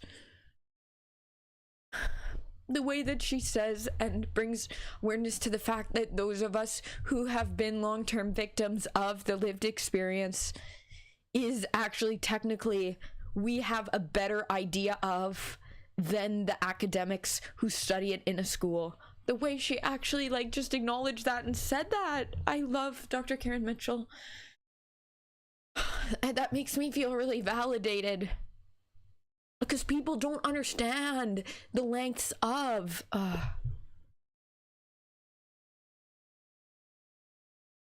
By the way, this is the woman, okay? This is the woman. It is important. Yes, it is. Yes, it is. I also was thinking when I was going pee, getting justice and being motivated and getting joy of justice and calling out predators and psychopaths, not the same. Not the same as predators getting joy out of harming innocent people. Okay, not the same at all. Not the same at all. I just wanted to make that point. Don't conflate that. Yeah. Okay. Let's get back into delivering it. Further to the pragmatic contribution, the model developed from this research can potentially be used for the purposes of education, identification, harm prevention, target protection, and victim support regarding adult people of dark personality. The model and its features are useful for education in workplaces, educational institutions, religious organizations, the justice system, law enforcement, armed forces, sporting organizations, and other communities regarding the attributes and manifestations of people of dark personality. It's good for the general population, for anyone who has access to empathy. But especially professional communities that have power, because that's how change is made, right? Education may take the form of training programs, brochures, electronic platforms, books, presentations, and awareness-raising media campaigns. I think what I'm doing right now, guys, can take the form of this. YouTube live streams. YouTube live streams. Sorry, Twitch and TikTok as well.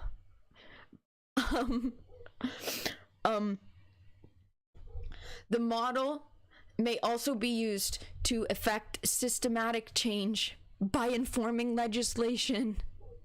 Coercive control-based forms of domestic violence have more recently been addressed in law in some countries.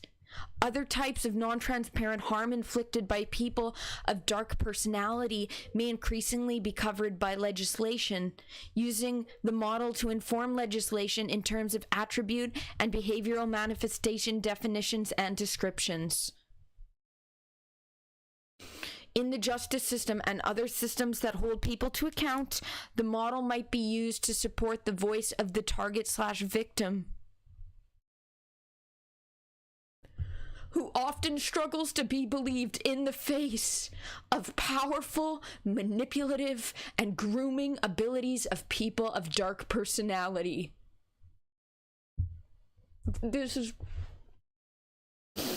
I'm so thankful for Karen. Proof that Karens are good. Proof that not all Karens are bad, guys.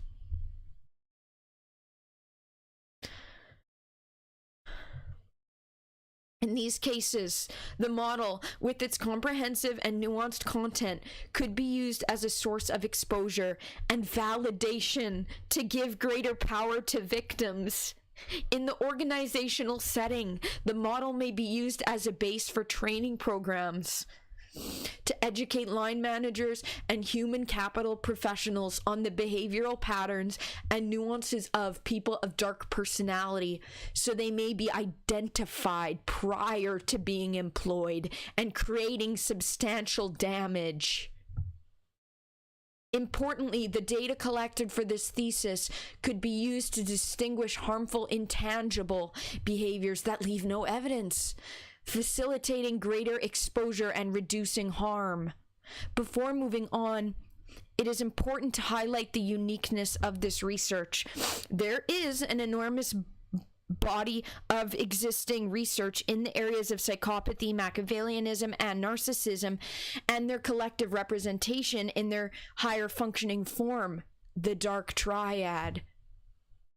A Google Scholar search in January 2024 for each conceptualization showed 145,000 results, 47,800 results, 398,000 results, and 254,000 results, respectively. So she's given the numbers here, guys, because you got to do that in a thesis.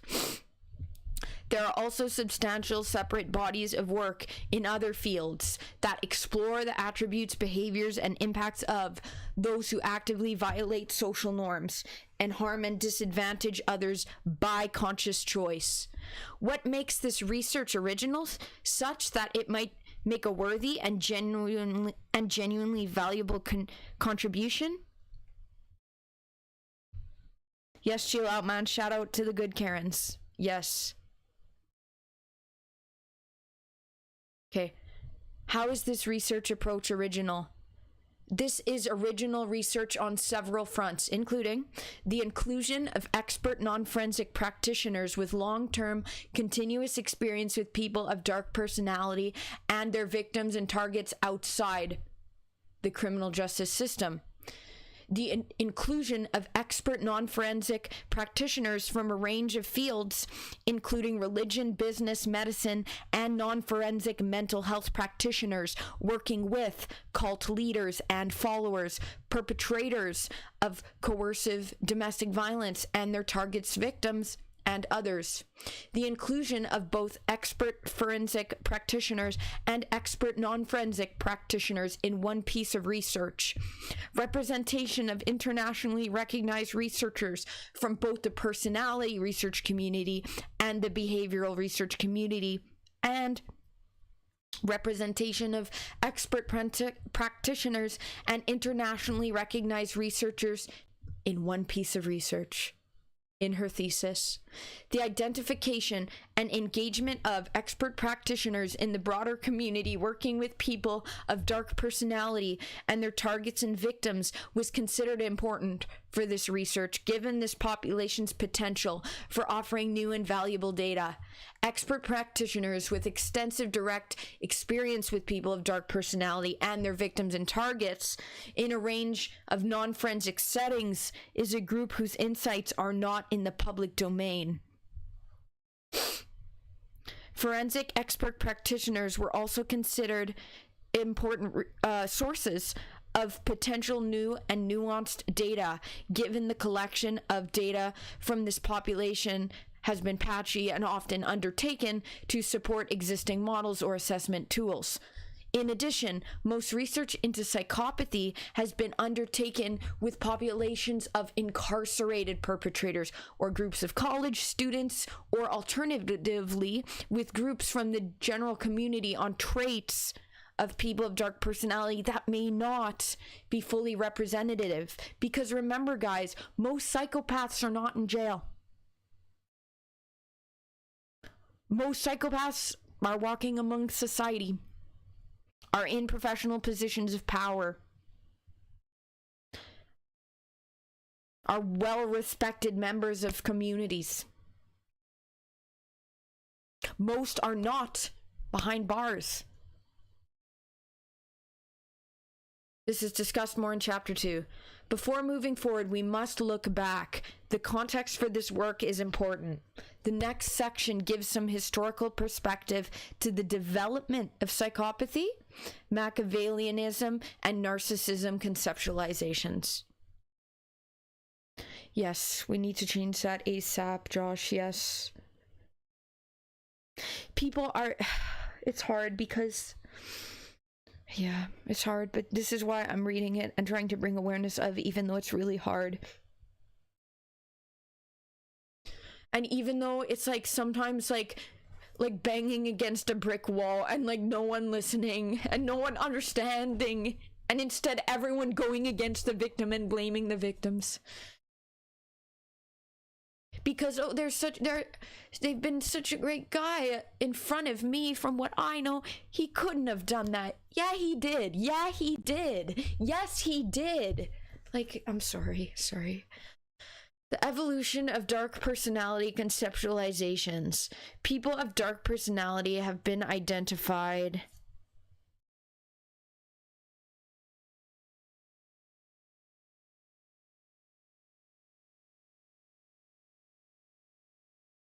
Okay, well, you sometimes delete your message or information, so I'm stopping to respond to your thing.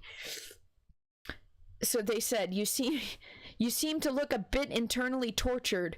What in the life makes you feel better, Charlotte? Well, I have PTSD, so that is kind of being internally tortured due to the abuse.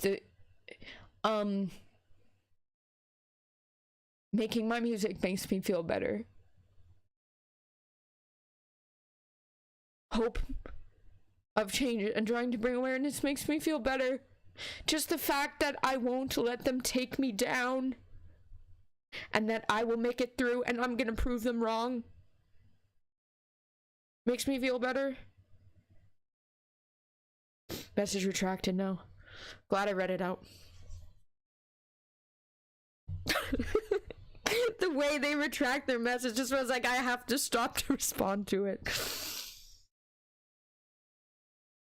Yeah.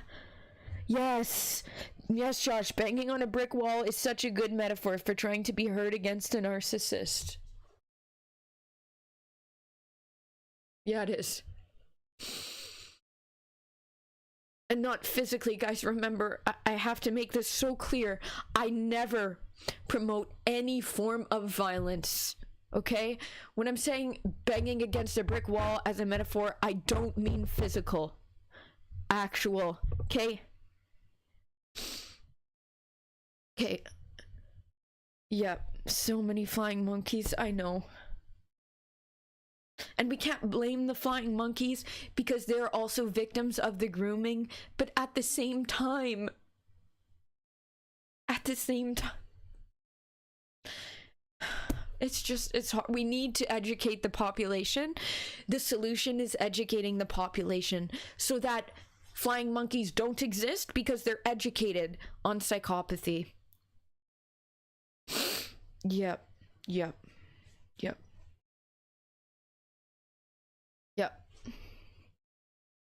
The evolution of dark personality conceptualizations. People of dark personality. Sorry, okay.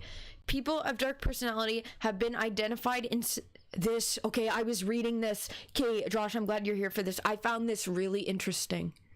People of dark personality have been identified in societies as far back as the Neolithic Age, which is around 11,500 before Christ, which is interestingly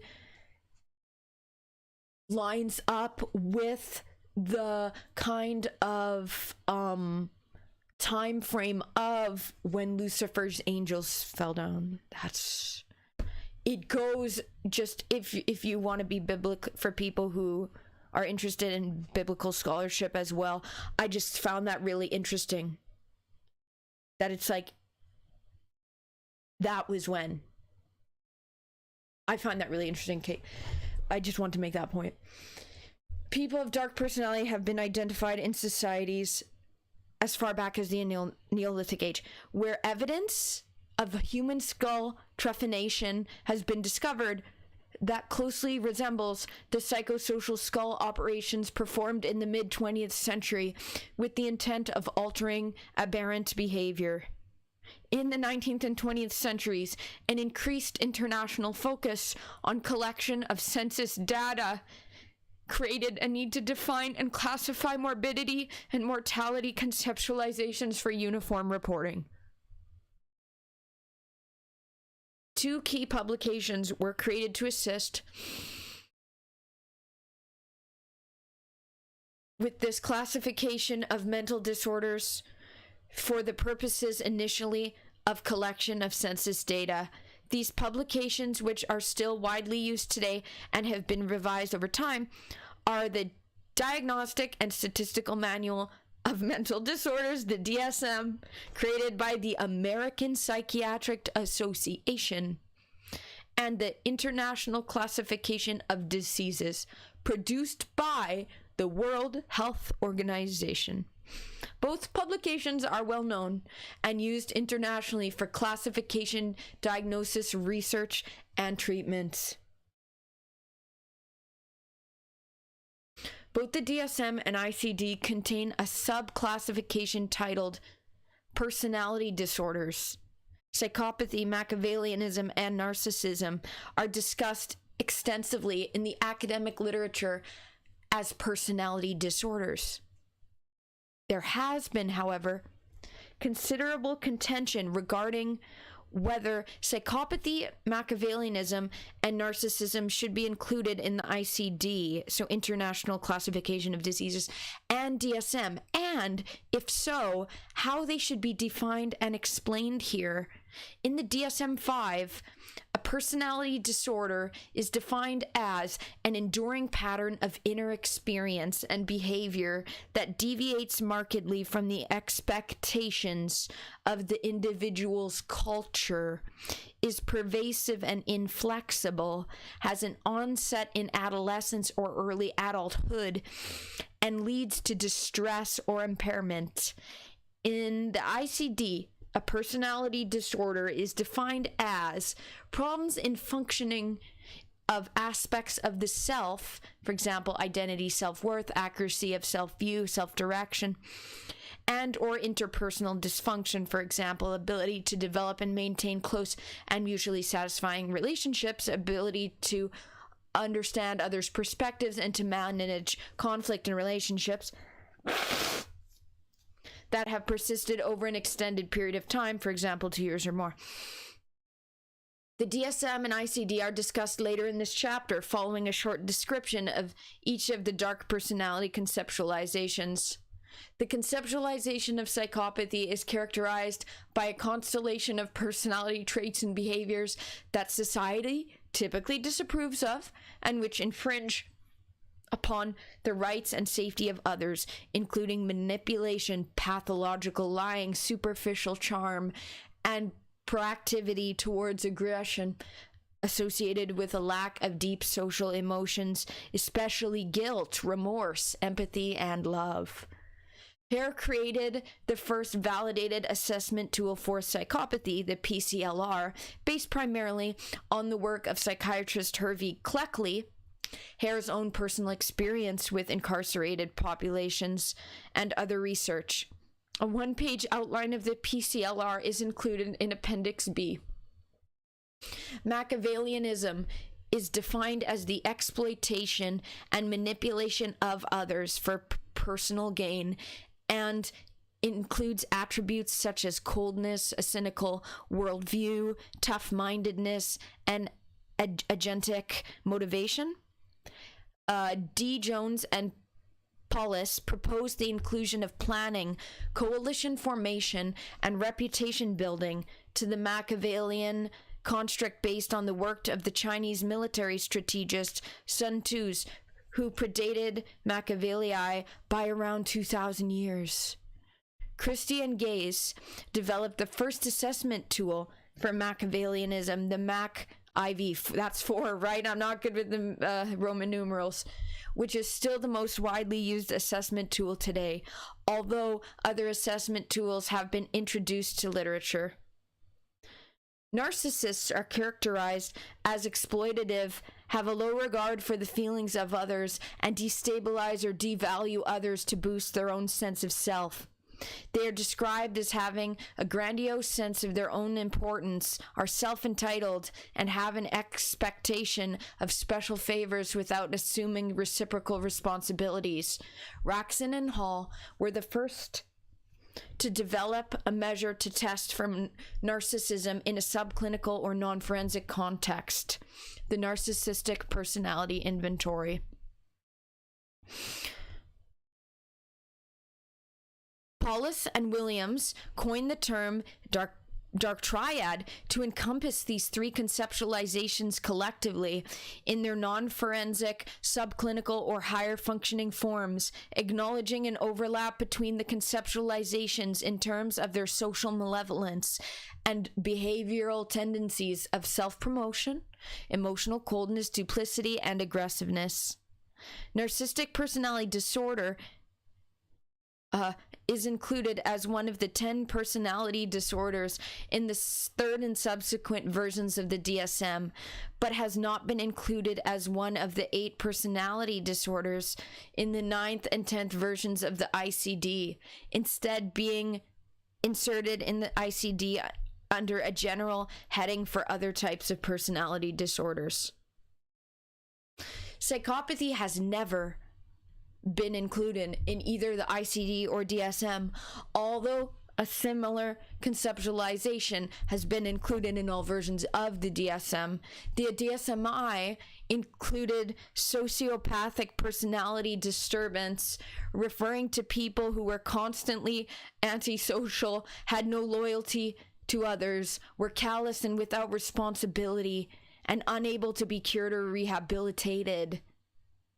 The DSM-2 included antisocial personality, describing people who consistently blamed others, so pathological lying, often conflicted with society, did not learn from experience or punishment, it's brain defect, were irresponsible, callous, impulsive, and unable to feel guilt.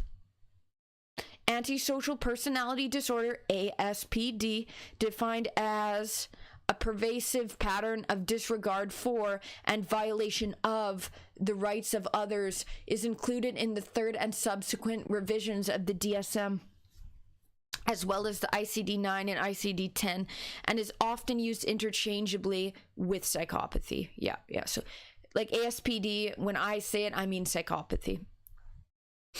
While the conceptualizations of psychopathy and ASPD are used interchangeably, there is a considerable body of literature that argues ASPD and psychopathy are different constructs.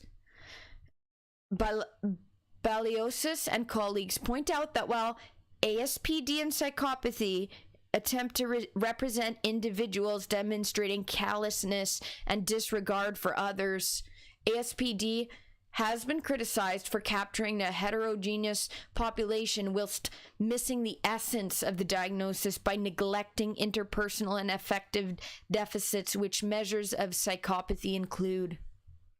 ASPD is a more behavior-based condition, whereas psychopathy is more a personality-based condition. ASPD also has a greater emphasis on delinquent, criminal, and irresponsible behaviors than psychopathy. Ogloff comments, research shows that between 50% to 80% of prisoners meet the criteria for a diagnosis of antisocial personality disorder, yet only approximately 15% of prisoners would be expected to be sociopathic, but as assessed by the PCLR. Machiavellianism, it's like how, and I wasn't aware of this till more recently, because I thought sociopathy was just covert predators. So when I was using the term socio-energy, I meant covert predators that hide within society. But supposedly the way they diagnose sociopathy, if someone's committed a crime but not for the reasons of, so if they, and it's not based on the brain defect. So I wasn't aware of that. But I'm becoming aware of that now, and Dr. Karen Mitchell will make this differentiation through here. I love her. She's incredible. Machiavellianism has never been included in the DSM or the ICD. The absence of Machiavellianism in the 2 key manuals. I'm not breathing enough. That's why I'm yawning.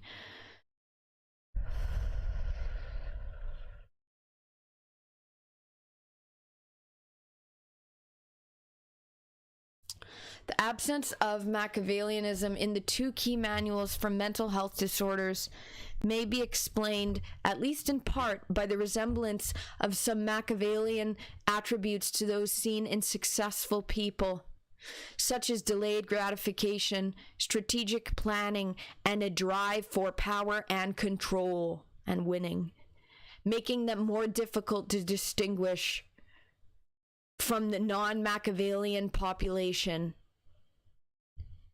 Yeah, Josh, it's tough, but very informative.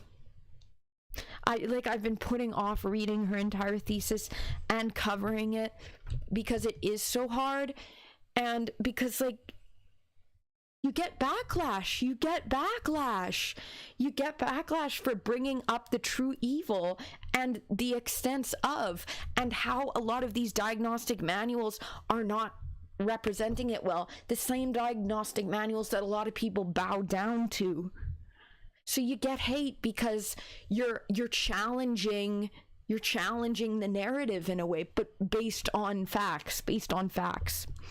But you get a lot of hate. You get a lot of people in non-acceptance. Okay. Overlaid across this complicated tapestry of personality disorder classification history, there lies yet a further distinction of importance.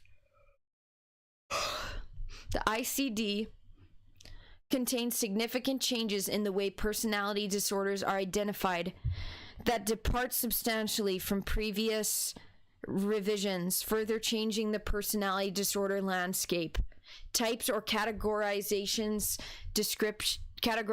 descriptions of personality disorders have been removed from the ICD in favor of dimensional scales of normal personality traits. The DSM-5 does not remove categorization approaches to assessment, but does include a section on emerging models in the field of personality disorders, which outlines a dimensional continuum model. Yes, Josh, I will be keeping up this YouTube stream of it, and with the links to Karen Mitchell's Twitter. I'm gonna add her website on there as well. I didn't realize I have it in the description, as well as the link to her thesis, as well as the link to her thesis. I'm gonna be keeping this up, yeah. And eventually, once we read through all of this, I want to make a whole edit through all of the footage and have a whole thing of me reading it out. Yep. So that there's a verbal way for people to listen to it, because not everybody is going to read her thesis, but some people in this world now, which oral language is taking over, it will be a way for people to learn. So that's my goal. That's my ultimate goal with this. Yeah. That's my ultimate goal. Okay. To bring awareness. Substantial international dialogue in the mental health professional community took place in the years leading up to the shift away from a categorical approach to assessment to a dimensional assessment approach based on normal personality scales. Yeah. While there was strong support for the creation of this continuum-based approach to diagnosing personality disorders, there was also opposition from practitioners and clinicians who argued scales are significantly less useful in assessment and treatment. Trier, sorry if I pronounced his name wrong, and colleagues point out that the working groups tasked with addressing the dimensional versus categorical issue for revised editions of both the DSM-5 and the ICD-11, understood that any revised classification had to incorporate dimensions that our view in the ICD-11 group was that if categories were to be used, they had to be part of a dimension, not independent elements. They go on to say that in the spirit of clinical utility, the new system is based on 2 steps.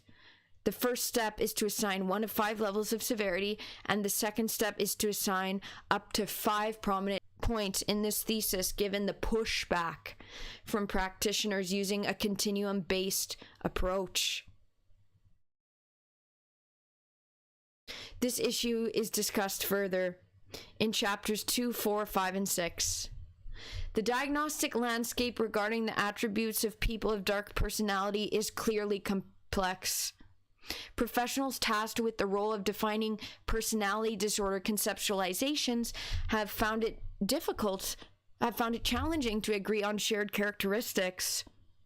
It can be extrapolated, therefore, that it would be challenging for people targeted by predators to identify and understand the behaviors they are being subjected to and alert others to the danger presented. It is perhaps an ambitious aim to seek to clarify the attributes of those who actively violate social norms and harm and disadvantage others by conscious choice across the adult human population, but it is a worthwhile one from both an academic and a practical perspective. So even if it's hard, it's worthwhile. The next chapter discusses existing research on people who actively violate social norms and harm and disadvantage others by conscious choice. It canvasses the work of both personality researchers and behavioral researchers and discusses some of the key findings and themes. The review of existing literature highlights the existence of hundreds of models and assessment tools intended to capture the attributes of people of dark personality. Several attributes are common to these measures. However, considerable research indicates they may not be shared attributes. Some attributes are contained in only a few of the measures. However, there appears to be compelling data to support their inclusion in a comprehensive measure. The literature review provides a compelling case for new and innovative research approaches in dark personality and informed the research approach adopted for the current study. Yes, diagnosing faster. Yes, Jost, diagnosing faster reduces number of victims. So true, so true, so true. But what's so weird nowadays is it's hard though, because it's tough. It's tough. It's tough. Which is why I'm really glad that Dr. Karen Mitchell, has been accumulating and creating this research, gathering together to bring awareness to. Wow, this is honestly taking a lot out of me.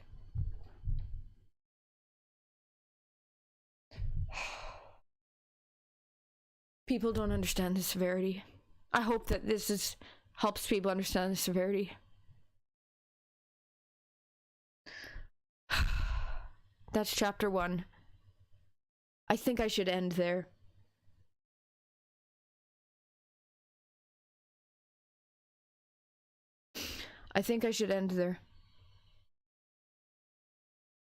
I'm gonna end there, I think. One sec. I'm gonna chat with you guys just for a bit.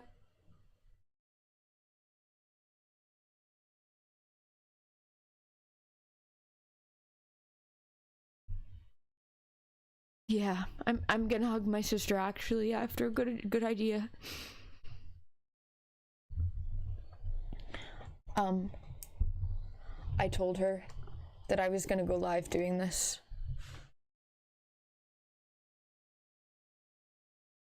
This was an important stream.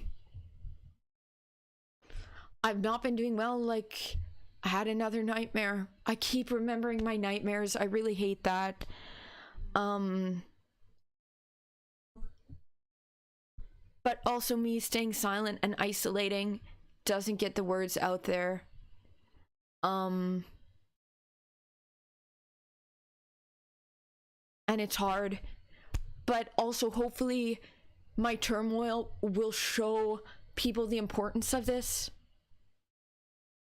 In a way, I don't like showing my turmoil because my abusers and their private investigators they hire will watch it and look down upon me. And the psychopaths get off to us being in turmoil. They're sitting back laughing. But are they laughing if I'm bringing awareness to their evil qualities? No, they're probably scared.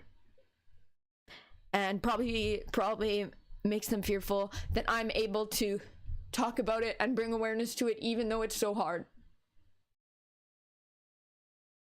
And even though they've torn me down so much,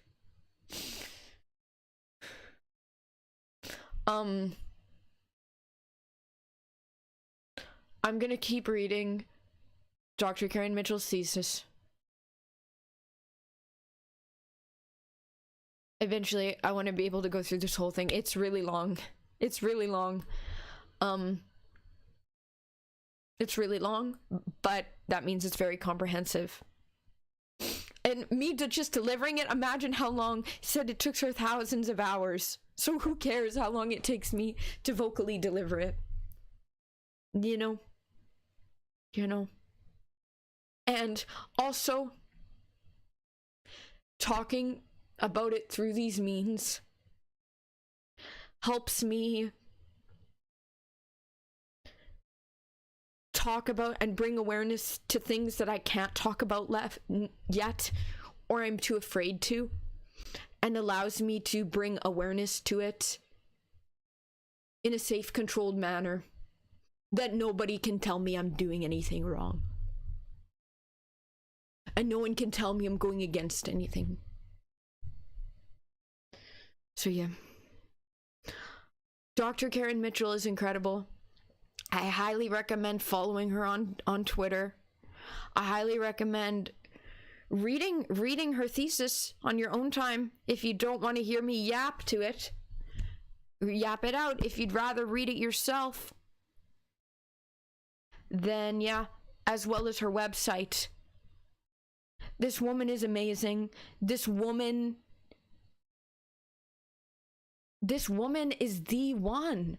She's the one to be really just putting this in a consumable format for people to understand and against all odds, and really representing the truth and severity of. So I'm so thankful for Dr. Karen Mitchell. And I can't wait for society to wake up and be educated. And for a world where psychopaths do not run amok and don't fool everyone around them. A society in which laymen are educated. Yeah. Okay. I feel tired. I feel exhausted. I'm gonna head off now, guys, but I'm okay. I did my educational work or whatever. I did what I need to do today. I used my energy and my voice and my stream to do something to help people, and I feel good about that. Yep. Okay, I'm gonna eat some of my leftover sandwich I have because I'm hungry. And yeah. Okay, guys. Okay, I'm gonna head out. Thank you for everyone who's so kind. Thank you so much. Thank you so much, kind people. Matt, hi. Hi, Matt. Okay, you're here. Hi, Matt. Thank you so much. Thank you so. I was wondering where you've been, actually. I'm like, where's Matt been? Where's Matt? He hasn't been liking my Patreon songs. My Patreon posts. Thank you so much. Yes. Thank you, Josh, for referring to me as strong. Thank you. Yeah. Okay. TLDR, psychopaths are evil, guys. TLDR, the extent of psychopathy has been silenced, has been misrepresented, has been under the radar, without people aware. Anyways.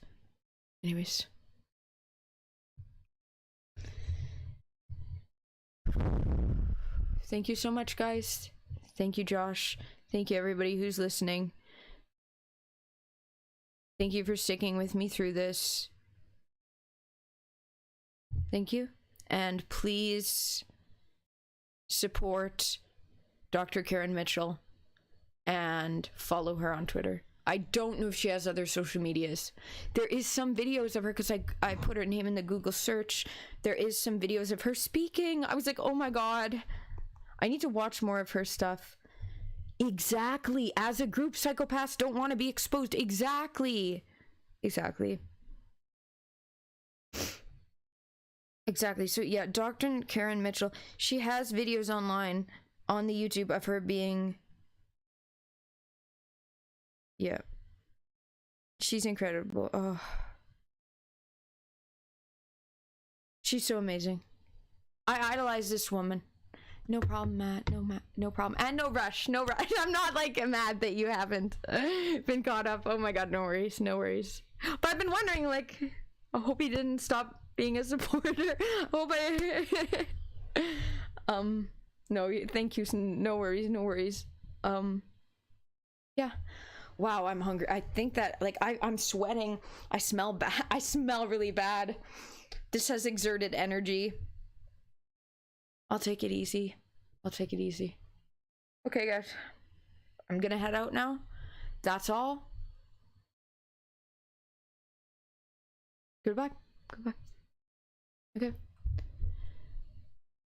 Okay, thank you. Winsboro for life. Let's fucking go, man. Let's fucking go. Thank you for saying that. You're so sweet. You guys are very sweet. Thank you for being kind. Thank you guys for being kind and sending me the love. Thank you.